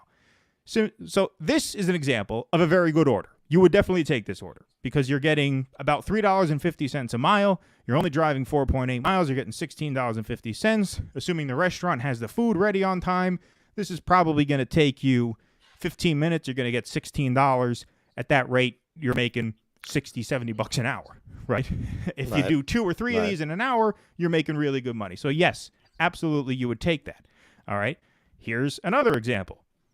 All right. This is a mediocre order. Going 2.3 miles, you're guaranteed $5.06. Pretty good dollar per mile ratio, $2.50 per mile, but it's a small order. So you'd only really kind of take this if it was a slow day. If it was a busy day, you'd hope to do a little better than this. You'd hold out for an even better one. If it's a slow day, you can knock this out 7 or 8 minutes, $5. That's still over $30 an hour at that rate of work. Now, here's an example of another kind of order that comes in. The taco company, 5 items, 27.4 miles, only getting $16. So they're only paying you 60 cents a mile on this order. If you do this order, you're losing money. you're losing money. You must be able to turn down an order like this in order for these gigs to be worth it. Here's another one, right? 6.4 miles, $4. You got to pick up at 2 different restaurants and take it to the same asshole. And you apparently have to drive through some sort of swamp to get there because there's all this water in the way. $4 for 6.4 miles. This is going to take you at least 20 minutes because you got to pick up at 2 restaurants and you got to drive 6.5 miles, which is probably going to take you 12 or 13 minutes. And you're getting $4. At this rate, you're getting $12 an hour minus gas, minus all the other expenses. So the point is, you need to have the freedom to know, okay, I'm going to turn down the $4 for 6 miles, and I'm going to take the $16 for 4.8 miles. If you don't have that freedom, you can't do the job. You cannot do the job. And so what I'm getting at here is that you have to actually, what you need here is not an either or. We're either going to designate them employees or independent contractors. The nature of the work is that it's a hybrid. This is a hybrid. These drivers are not necessarily employees, and they are more than independent contractors, but they are less than employees because they need that autonomy in order to make the right choices to make the job work for them. And my concern is if you force people into accepting employment status, you're going to take that autonomy away. Grubhub does a thing right now where if you pre-schedule certain shifts in advance, they will guarantee you a minimum hourly earning. They'll guarantee you, say, $14 an hour, whereas if you make less than that, they'll pay the difference. If you make more than that, they won't. But the key is you must accept 85% of orders during that shift, which means you're going to be inevitably spinning your wheels, losing money, driving around for 50 cents a mile. It can't work that way. It just can't work that way. Well, and so you need worker protections, but you also need worker autonomy, which means you need to have a combination of both. Well, this is something I think a lot of people who have never done this kind of work don't understand. Like, for example, I grew up in a working class neighborhood. You had a lot of union electricians, union carpenters. Beltos knows how it goes. He's a driver. Those are the kind I got. 30 miles for $10. Chili's pickups are the worst. Yeah, see, there you go. Well, Beltos we got people here. Beltos here. Oh, he kicked in nice. some money. He kicked in some of that DoorDash money right there. DoorDash cash. I DoorDash for 2 years, the most unstable pay I've ever had. App crashing, customer fraud, no support from chat. Well, that's the thing. The customer support is terrible. The Dasher support is terrible. You know, they outsource all these jobs, and the people staring at a screen reading automated responses to you. It's awful. There are certain things about it that are absolutely awful in that way, and that definitely have to change. That's why you need a hybrid. That's why it has to be some of both. Anyway, go ahead, Russell. A lot of people, did we get to Franklin here since we're pausing and doing that? Oh, thank you, Franklin. I appreciate that. Sorry, I didn't see that. Boom. Yeah, that one was hard to see. I don't know why they laid it out like that. People never realized because all of the public attention is on white collar work. Look, man, union electricians, union carpenters, they always made more than most white collar workers, than most white collar jobs. And that's something people in society, they just don't realize because of the way it's portrayed in the media, the way it's framed, that's kind of a lower class job. Those guys always did really well. And especially today, when you got therapists can't fucking make ends meet, people with psychology degrees, those guys are doing much, much better than people in a lot of white collar professions. It's the same thing with certain kinds of gig work. It depends on what you do. When I started out as a horse and carriage driver, I used to say it was like being a gangster with a horse. I would go out for 5 hours. I'd go home with $600 cash in my hand. At the end of the week, I'd be walking around just with like $2,000 cash, walking around money. No, seriously, like fucking Henry Hill. I'd be walking around with $2,000. That's what you said, like cash. A gangster with a horse. Like a gangster with a horse. I ever tell you Mr. Easy Life story on the air? I never told that story. All right, man. There was this guy who used to work the overnight shift in the Korean grocery store on my corner. I was living in Hell's Kitchen, a few blocks from the stable. And after a while, he started to notice that every night I would come in with like a wad of 20s and buy cigarettes. And so, he started asking me how I made that much money. And I told him, So after a while, whenever I came in, he used to go, "Oh, Mr. Easy Life. You got the easy life. You go out, you work a few hours, you make so much money. I work here so many hours, I so poor." You would do that. Every time I came in, he called me Mr. Easy Life. Mr. Easy Life. That's good. So yeah, man, that was a job where if you went to a carriage driver back then, eventually it dried up for a lot of reasons. But if you went to a carriage driver back then and said, you know, you guys really need to be employees, I would say, go fuck yourself. Yeah, go fuck yourself, right. Why on earth would I want that? I come to work when I want. I leave when I want. If I don't like it, I literally threw passengers out of my carriage if I didn't like how they talked to me. Right. Well, that's the thing, though. I mean, do that. That's the thing. This is the other thing. As an app worker, you don't have the benefit of being able to explain to a boss how an altercation was not your fault or whatever. Right. Like, they can just get rid of you for any reason if they feel like you're more trouble than you're worth. They have no obligation to hear you out or anything. So it is dangerous in that way. It is a very precarious thing in that way, and that's unfortunate. And I do think that these workers need a certain level of protection from that, right? And they should have some recourse there. I should have actually, since we were doing this segment, I really should have prepared these graphics because I saved the screenshots on my phone. I'll put them up some other time. I'm sure this will come up again. Maybe when we have James Nagy on because he was an Uber driver. Are you Korean, Emoji? Is this maybe? I think he's serious actually. Well, yeah, his thumbnail. Looks like Korean font there. Yeah, exactly. All right. And now being a tour guide, man, yeah, I wouldn't want to be an employee. Again, I work when I want. I turn down gigs if I don't want them. I take the ones that I do want. It pays well. You know, what you don't have is a 401k. What you don't have is insurance. But if you pick the right gig work, you should be able to pay for those things. And if you don't, that's your own irresponsibility. Well, here's the thing, that's though. your own choice. Here's the thing. When it comes to Uber and Lyft and DoorDash, there's no real way to make enough money on it to the point where like commercial car insurance is affordable. Like you don't make that kind of money. Right. I mean, you can't. Right. You're not taking in 6 figures gross where you can spend, $10,000 a year on commercial car insurance. This is a big thing.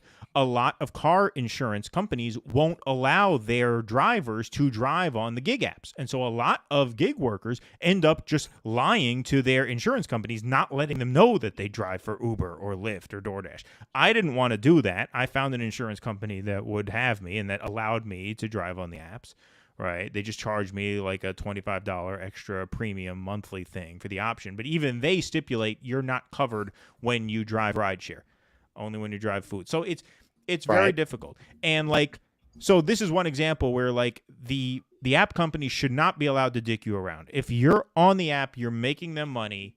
They run a transportation business without ever buying a gallon of gas, right? Like they're taking enough money. They should be able to insure the drivers properly. You shouldn't take your future in your hands when you get behind the wheel because if you do this for long enough time, you will get into a car accident, right? You're driving around 12 hours a day and you're not driving highway miles. You're driving city streets.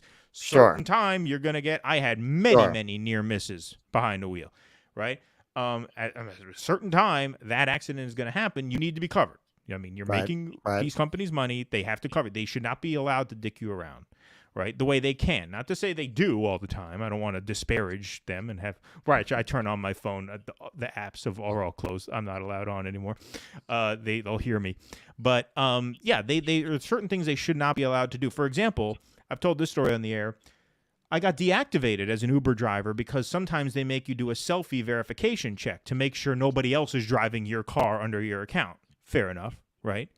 But I, as people know on the show, I don't keep consistent facial hair. Sometimes I'm clean shaven, sometimes I have stubble. Now I have a pretty full beard. I took a selfie check when I had a little bit of facial hair, and my profile picture I have no facial hair. The automated robot said, no, this is not the same person driving the car. They fired me permanently. They said this is a permanent deactivation. Right. You cannot do anything about it. Now, after about 7 or 8 phone calls of dead ends, of literally support agents just reading off a screen, we're very sorry, but this decision is permanent. They were obviously not listening to what I was saying, how this is obviously a situation where I grew a beard and now I'm fired because I grew a beard, right? Only about 8 phone calls in was I instructed to go to what they call the green light hub, where they have actual people representing Uber. I drove down to the city, went there. 3 days later, they finally straightened it out. But this was after 8 people said, no, this decision is final. This is permanent. You're done. Most people don't have the wherewithal to do what I did to follow through. Most people, you hear 5 or 6 times, you're fired, that's it. They say I'm fired, that's it. 60% of Uber drivers drive full time. It is a job that a lot of immigrants drive Uber. A lot of people with not too many other options drive Uber. So now these people are going to be fired because they failed an automated selfie check and told by some, call agent in the Philippines reading off a screen, no, this is permanent. Like, that's fucked up. It's just fucked up to treat a person that way, whether they're an employee or a contractor. You shouldn't have the right to treat people that way. And so, well, yes, it's the next level of depersonalization of work. And I got to say, this is another thing that's been in common with my jobs.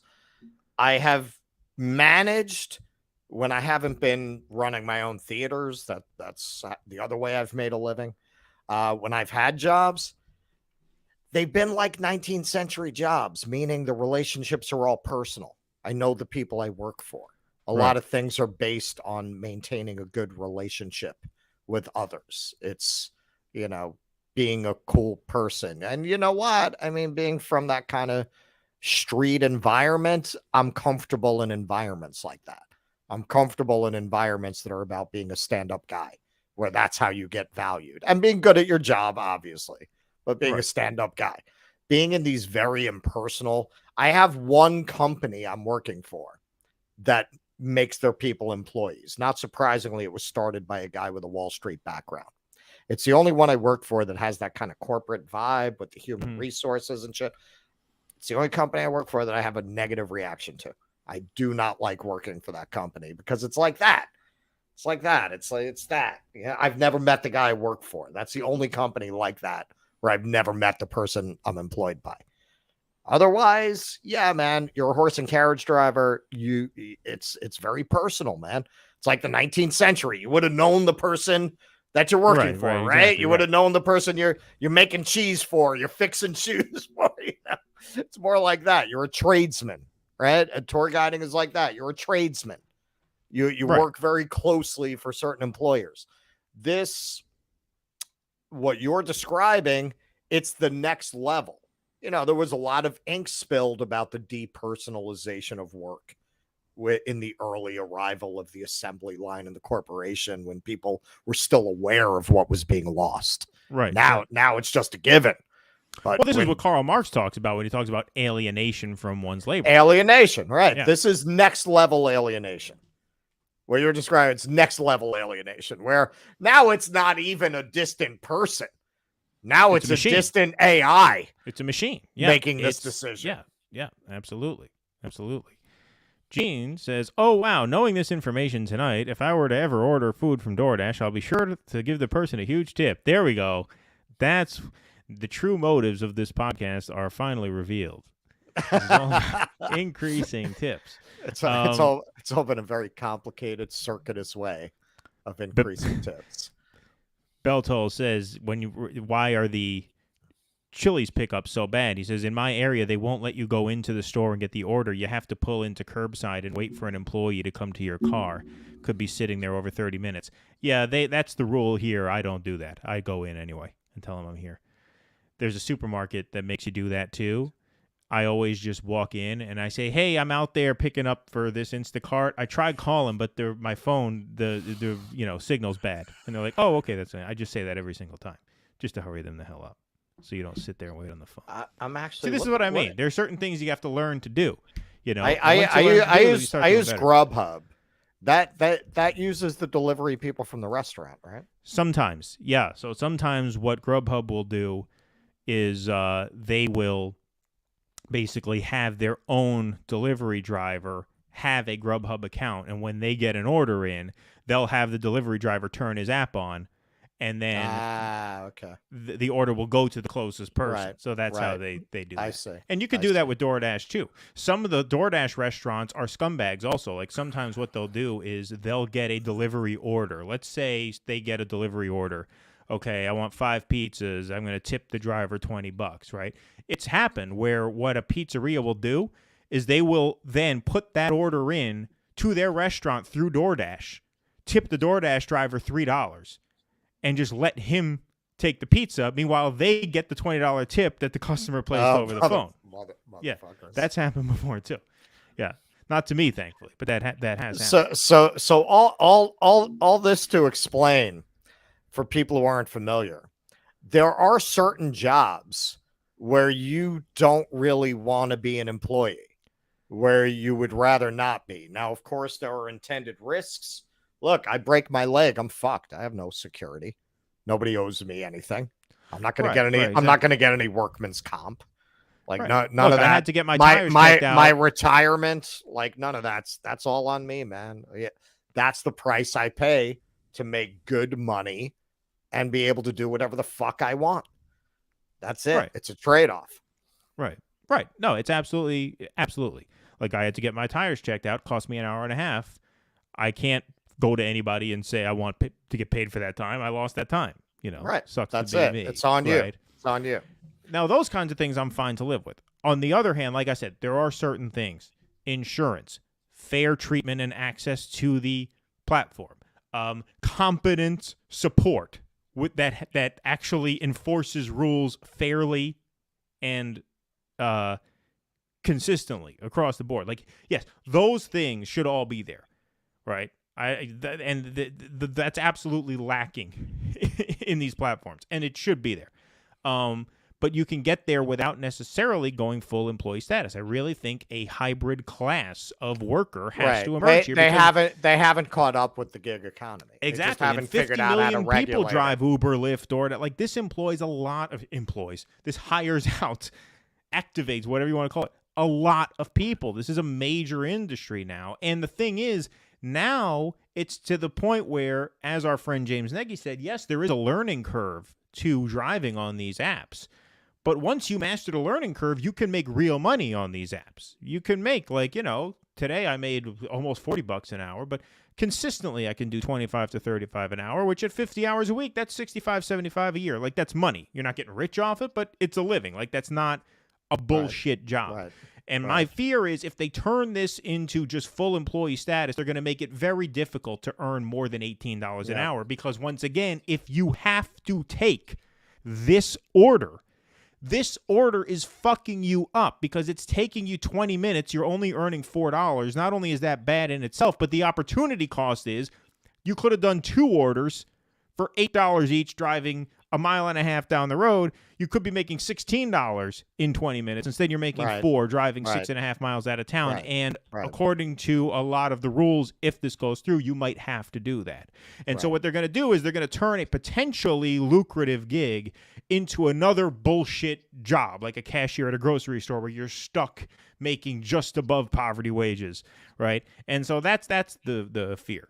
And the same thing, like, when I worked, my first tour guide gig when I lived in New York City was at Radio City Music Hall. And it was fucking awful. It paid $13.39 an hour, and you weren't even allowed to solicit or even accept tips unsolicited. We all did, but you technically were not even allowed to take tips as an employee. So yeah, it's awful. It's awful. It sucks. Everybody, hit the like button. Hit the like button. Smash the like button. That's right. The kids say. Smash that like button. Smash that like button. Yeah, it's to answer your question, Tusker, have I read up on the laws China passed on drivers? No, I have not, but I will. We're doing a Q&A show, by the way, on Tuesday at 4 p.m., so I'll take that as our first question. I'll look that up, and I'll have an answer for you on Tuesday. It's interesting to speculate, like, if they made the job that shitty, would people do it? I mean, because they have to be able to cover their customers. Right. So if you wind up with only the dregs of society willing to do it, and also look, there's a certain amount of like togetherness required because you need somebody who can maintain a car, right? Like you can't just grab a crackhead. Yeah. You know No, what right. I'm saying? Look, so like there's only so low. I'm not disagreeing with you, but I'm saying I don't know that they could really pay below a certain level to get people who are enough people to do it to not collapse the business. Right. It would be a very disruptive thing, and these rideshare companies are saying that it would add to labor costs, which again, it's a weird thing. It's a strange thing. Like there's so much gray area here because in terms of labor costs, what they pay in labor is very, very low. I mean, 80% of what we make as drivers is tips, which are factored into the overall quote. So like you have a base pay and then you have a tip. So like here, if this is a $4 order, this is a non-tipping asshole. The base pay is probably $3 or $2 per order, and the same guy living on the opposite side of God knows what body of water this is going to have this poor schmuck pick up 2 orders from 2 restaurants, drive through a fucking marsh, and deliver it to him with no tip. So the base pay there is probably $2 per order. And then if the guy tipped you $5 on top of that, you'd get $7 for the order. Times 2, if he tipped $5 on each order, this would be a good order. This would be $14 for 6.4 miles. You would take that, right? But he's not tipping, so all you're getting is the base. All you're getting is the base there, and it sucks. So in terms of labor costs, like I don't know, I mean, what their labor costs would be. Would they have to pay more? It depends on if they're going to guarantee a minimum hourly wage. Like I said, there's all kinds of things. I don't want to bore everybody going into every possible scenario. But the point is, it is a double-edged sword. And so when these labor groups come and they say, well, we need employee status, right? Not necessarily. And I think that's a closed-minded way to look at it. Like what you need are basic protections, right? You need basic protections because the thing is, and the thing that I haven't read about this, and this is probably because you have a very neoliberal Department of Labor looking over this. The real elephant in the room, the real issue is the power imbalance inherent to the terms of service agreement. Like when you sign a contract with DoorDash, it's take it or leave it. They give you the contract, you either sign or you don't. You don't get to go back to them and say, hey, how about X plus this, right? How about a base pay of $350 an order instead of $250, right? That's why what you would really need for this is a rideshare and food drivers union, which I think would be a fantastic idea. Because you need to shrink that power imbalance between Uber, who shoves a contract in your face, here, sign it, or don't, whatever. There's a million drivers waiting to sign up and back you, so we don't really care, right? That's what you have to do.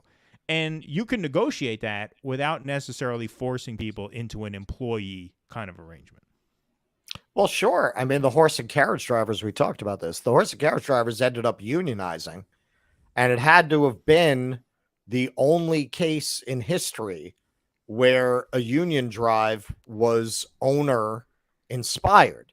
The owners wanted the drivers to unionize so that they could use the Teamsters as a bulwark against PETA. Right. So now, yeah, like I have a horse and carriage license. I could join the Teamsters if I want to. That's a union job now, but they're still contractors. They're not employees. Right. Exactly. Rick Bungle, does the app tell you if the customer tips? See, I love that we have so much interest in this segment. This is great. Where are you going to find this on any other channel? Go ahead. See if Anna where are you going to find a couple of working class guys who do this? Who can give you the inside knowledge. Now you know what goes on. Really, on the other hand of a DoorDash or on the other side of a DoorDash. I don't know anybody doing political commentary who's from that kind of a world. Yeah, no, absolutely. All right, so to answer Rick's inquiry here, does the app tell you if the customer tips? No, what they tell you is here, the overall pay for the order, which includes DoorDash pay and customer tip. So if you know your market, like in my market, the base pay on an order of this distance, because it goes up, like if you're driving 10 miles, they'll up your base pay a little bit. But most orders are between 2 and 5 miles, so the base pay for that is between $2 and $3. So my base pay here in my market is $2.50. This isn't my market. This is taken off of a Facebook group. But if this were my market, I would be getting $2.50 from DoorDash, and because the overall pay is $5.06, it means the customer would be tipping me $2.56. So that's how you can calculate a customer tip. Now, sometimes DoorDash does this thing where they will hide some of the customer tip to prevent you from cherry picking too much and like holding out for the big tip. And there are certain amounts where you can kind of get a sense for when that's happening. Again, I don't want to get into too much detail because it'll be confusing and uninteresting. But like here, $16 for 27.4, that's not worth it no matter what the tip is. Bottom line is you're getting $16 for 27 miles of driving. That's garbage either way, right? Right. Here, if it's 4.8 miles, 8 items, here the base pay could be, let's say the base pay is $4.50. That means you figure if the overall pay is $16.50, the customer's tipping you $12. So that's not bad. Like I said, that's one that you would take. And if you can stack a couple of these in an hour, take 2 of those in an hour, that's $32.50 an hour for driving 10 miles, right? Today, because it was an Instacart day, Thanksgiving, the orders were big, I did 2 Instacart orders today for $60 each. I drove a total of 4 miles. I made $120, right? And then I peppered in a few DoorDashes in between, and, you know, by the end of the day, I drove 50 miles, $195 in 5.5 hours time. It's great. As an employee, I couldn't make that kind of money. It would be impossible because I'd be forced to take some of the shittier orders, and then those other big ones would go by the wayside. I wouldn't catch them. Right.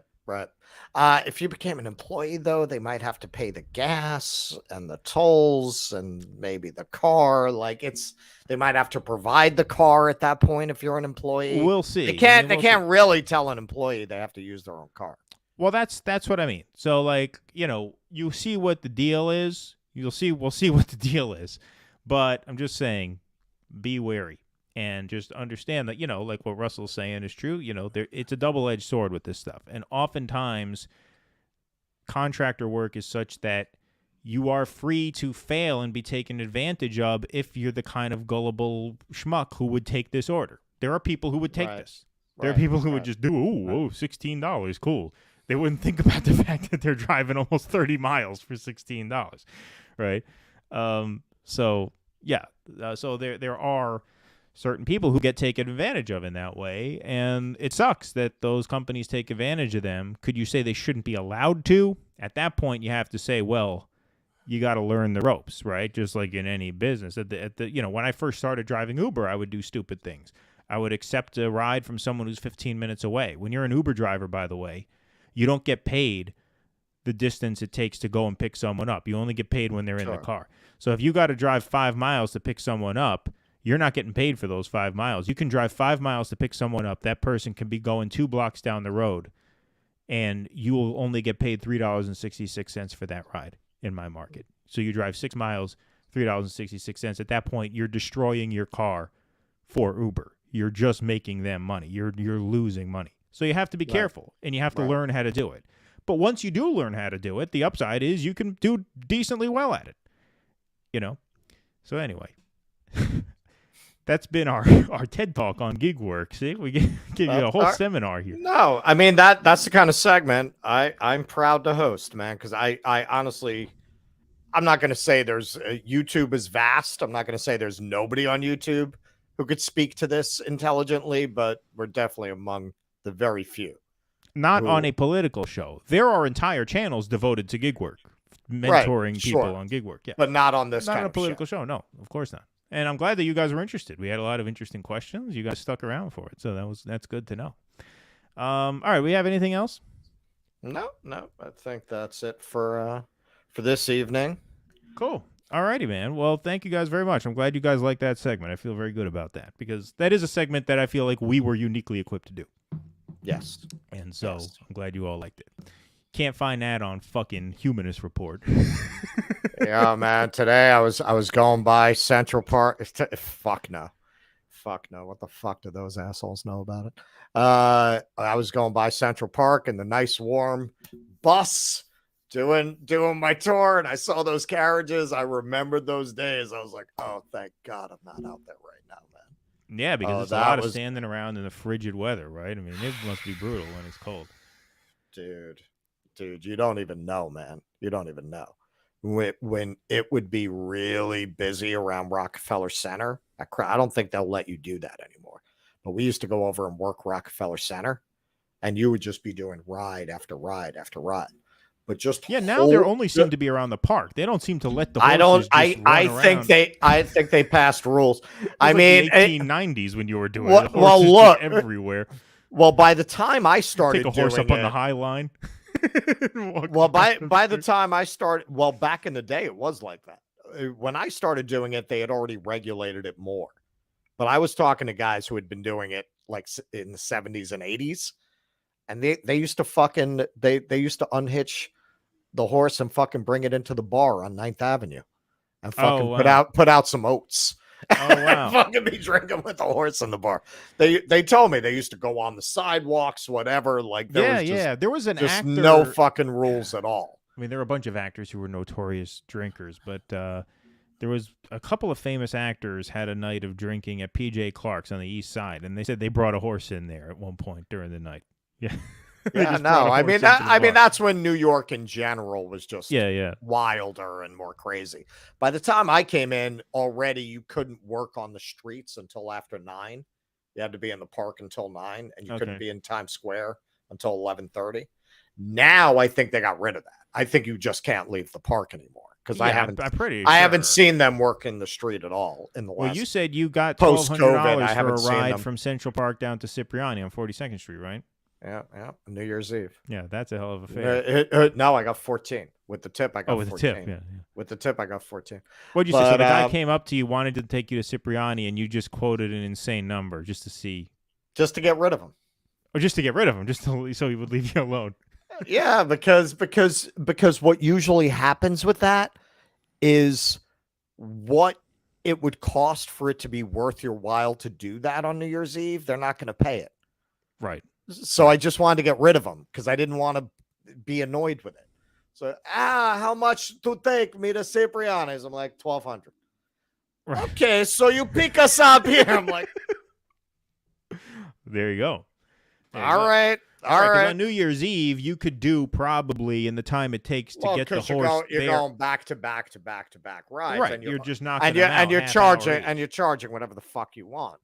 Right. So by the end of the night, you're going home with a lot of money, but not that. But if you take them down to Cipriani, then you got to deadhead it back with the horse all the way back to the park. Exactly. And you're losing time. Yeah. Exactly. I mean, if you got a fast horse, it depends on the horse you have too. But horse galloping up Lexington Avenue like the headless horse running. Dude, I had a friend who, I had a lot of people who thought about getting into that job because they saw how much fucking money I made. But look, it took balls, man. I had one guy, he was working for me at the theater. I was going to hook him up. And look, I had been driving for years, man. I could fucking, wagon train that shit through Hell's Kitchen with no problem. My horse could be jumping left and right, and I had it, man. I had mastery of that occupation. And I had the guy sitting next to me on the right. And at one point, like, I'm running the horse through the overpass for the Lincoln Tunnel, and fucking I'm going around cars, and my horse is jumping around. And I turned around, looked at him, dude, that fucking white boy turned 7 more shades of white. That was the whitest pale white face you ever saw. And for me, I didn't even think about the fact that I was scaring the shit out of this guy. Right. For me, like galloping a horse through Hell's Kitchen, like I'm just it's like nothing to me. And he's sitting up there like, fuck it. Needless to say, he did not pursue the job. That's great. No. By the time I did it, you had more rules. But look, this time of year, on a night like this, when it's 32 degrees and heavy fucking winds. Oh yeah, brutal. And look, you're holding out your hands like that, holding these lines all night, man. That fucking cold starts to get into your shoulders. You start to get like achy shoulders, and the wind is just whipping your face all night. By the time you get back to the stable, it's all fucking red and stinging. Like I said, man, it's like having a job from the 19th century for real. It's 19th century technology, and that's the kind of job it is, especially because the immigrant groups were Irish and Italians.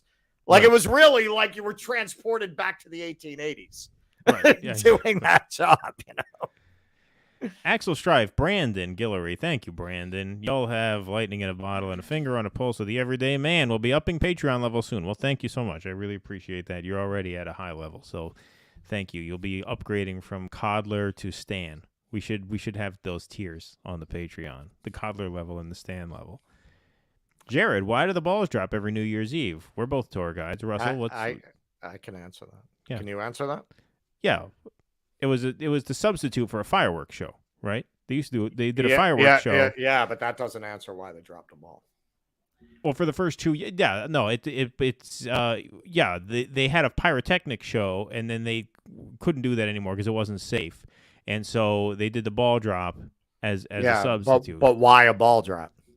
Why a ball drop? Nobody ever knows that. No, all I right. don't know why. And by the way, Times Square is a Times Square because the New York Times moved into that building, and that's where they dropped the ball. Before that, it was called Longacre Square, but now it's called Times Square after the New York Times. And you know what they did on Longacre Square? What's that? It was a center of horse and carriage building. Oh, yeah, it was horses, yeah.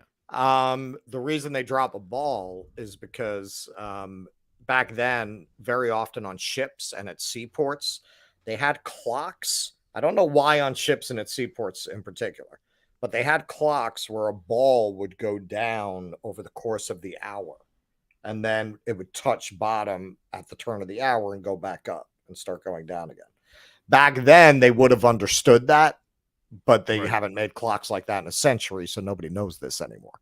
If you go to South Street Seaport, right at the top, at the north end of Fulton, that you can, it's not active anymore, but you can see one of those old clocks with the ball there. Oh, interesting. Yeah, I haven't been to South Street Seaport since Sandy. You know, it was hilarious. See, this is what a tour guide I am.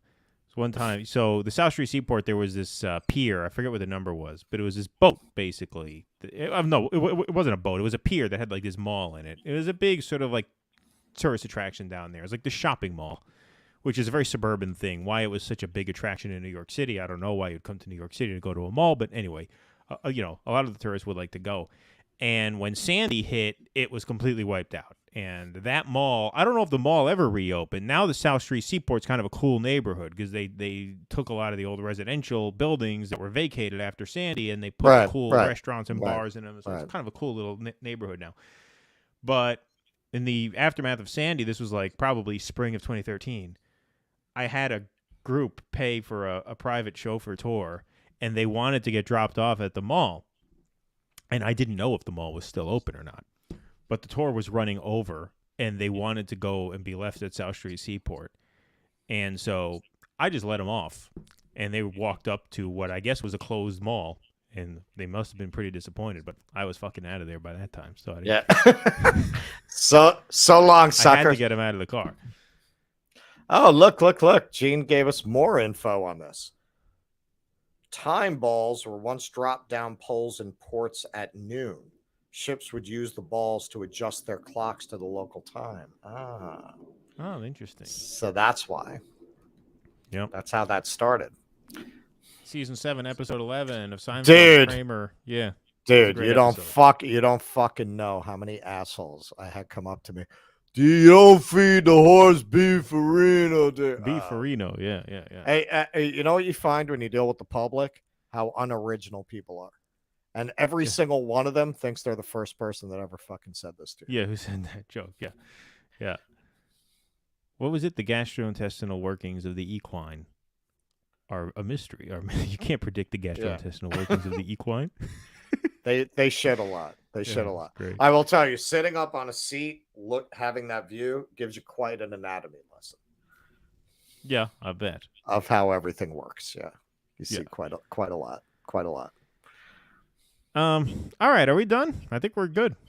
I think we're done. That's everything. All right, guys. Well, hey, we're going to do a Q&A stream on Thursday at 4 p.m. We will prep a couple of segments just to pass the time, but tune back in and we'll do a formal Q&A. So come up with stuff that we haven't covered. Hopefully we'll be prepared enough to answer. If not, that's why there's two of us. We can bullshit our way through it and volley back and forth. That's what a pro does, right? A pro has an answer whether they know it or not. That's what a man does, Keaton. Because we're real men. Real men, unlike We're Ron real men. DeSantis. Unlike Ron DeSanctimonious. Yeah. Yeah, Ron DeSanctimonious. We're real not men. real man. With back hair. That was another great Chapo nickname for DeSantis. That was actually the best one. It would be L. Ron DeSantis. That's good. Yeah, but what does that mean? Well, L for loser, like L, like lost. But yeah, it's not great. No, that's the thing. That's why he's gonna be tough to beat. You know what I'm saying? You can't brand them. Can't brand them. Yeah, Thursday 4 p.m. Right? Jason Rodriguez is asking. Right? That's what we're saying. Right? Thursday at 4. We have to do it early because we're on with. No. Thursday is Thanksgiving. Oh, not Thursday. I'm sorry. Did I say Thursday? I meant Tuesday. I'm sorry, guys. Tuesday at 4 p.m. Thursday's Thanksgiving. Tuesday we'll be on at 4 p.m. with the Q&A show. And then Tuesday night we'll be on with Declaring Independence with the AOC protesters. They started their own show, and we're going to be on. Yeah. I think we're going to be, I don't know if we're their second guest or third guest, but their first guest was Scott Ritter. And so interesting. Yeah, so it's a tough act to follow, but we'll do our best. Well, we'll talk about gig work and horses and horse shit and we'll talk about horse shit. it'll go over real big. I'll talk about the diaper bags and how we hook those to the horse and all that. Yeah, exactly. It'll be very interesting. Alrighty, everybody. Well, thank you so much. Once again, thank you to our patrons. You can go to patreon.com/do-dissidents and sign up if you can for as little as $5 a month. And I'm going to put the Patreon scroll up here, our member scroll up here to play us out as our outro plays as well. Maybe I'll vamp for a little bit here while we're doing that. You can also go to Substack, do-dissidents.substack.com. and join. You could become a paid subscriber there, which gets you call-in access to the shows. By the way, part of the perks of being a patron or paid Substack subscribers, you get call-in access to these live streams. So you can call in and talk to us if you'd like. And you can do that at Substack as well. Even if you can't join as a paid subscriber on Substack, you can join as a free subscriber on Substack and get access to all the podcasts, videos, and articles as we drop them. So we hope you can make your way over there and do that. In any event, please like this stream on the way out. Subscribe to the channel on the way out. Thank you guys very much for watching. We will see you guys Tuesday. Be safe. Be well until then. Please clap.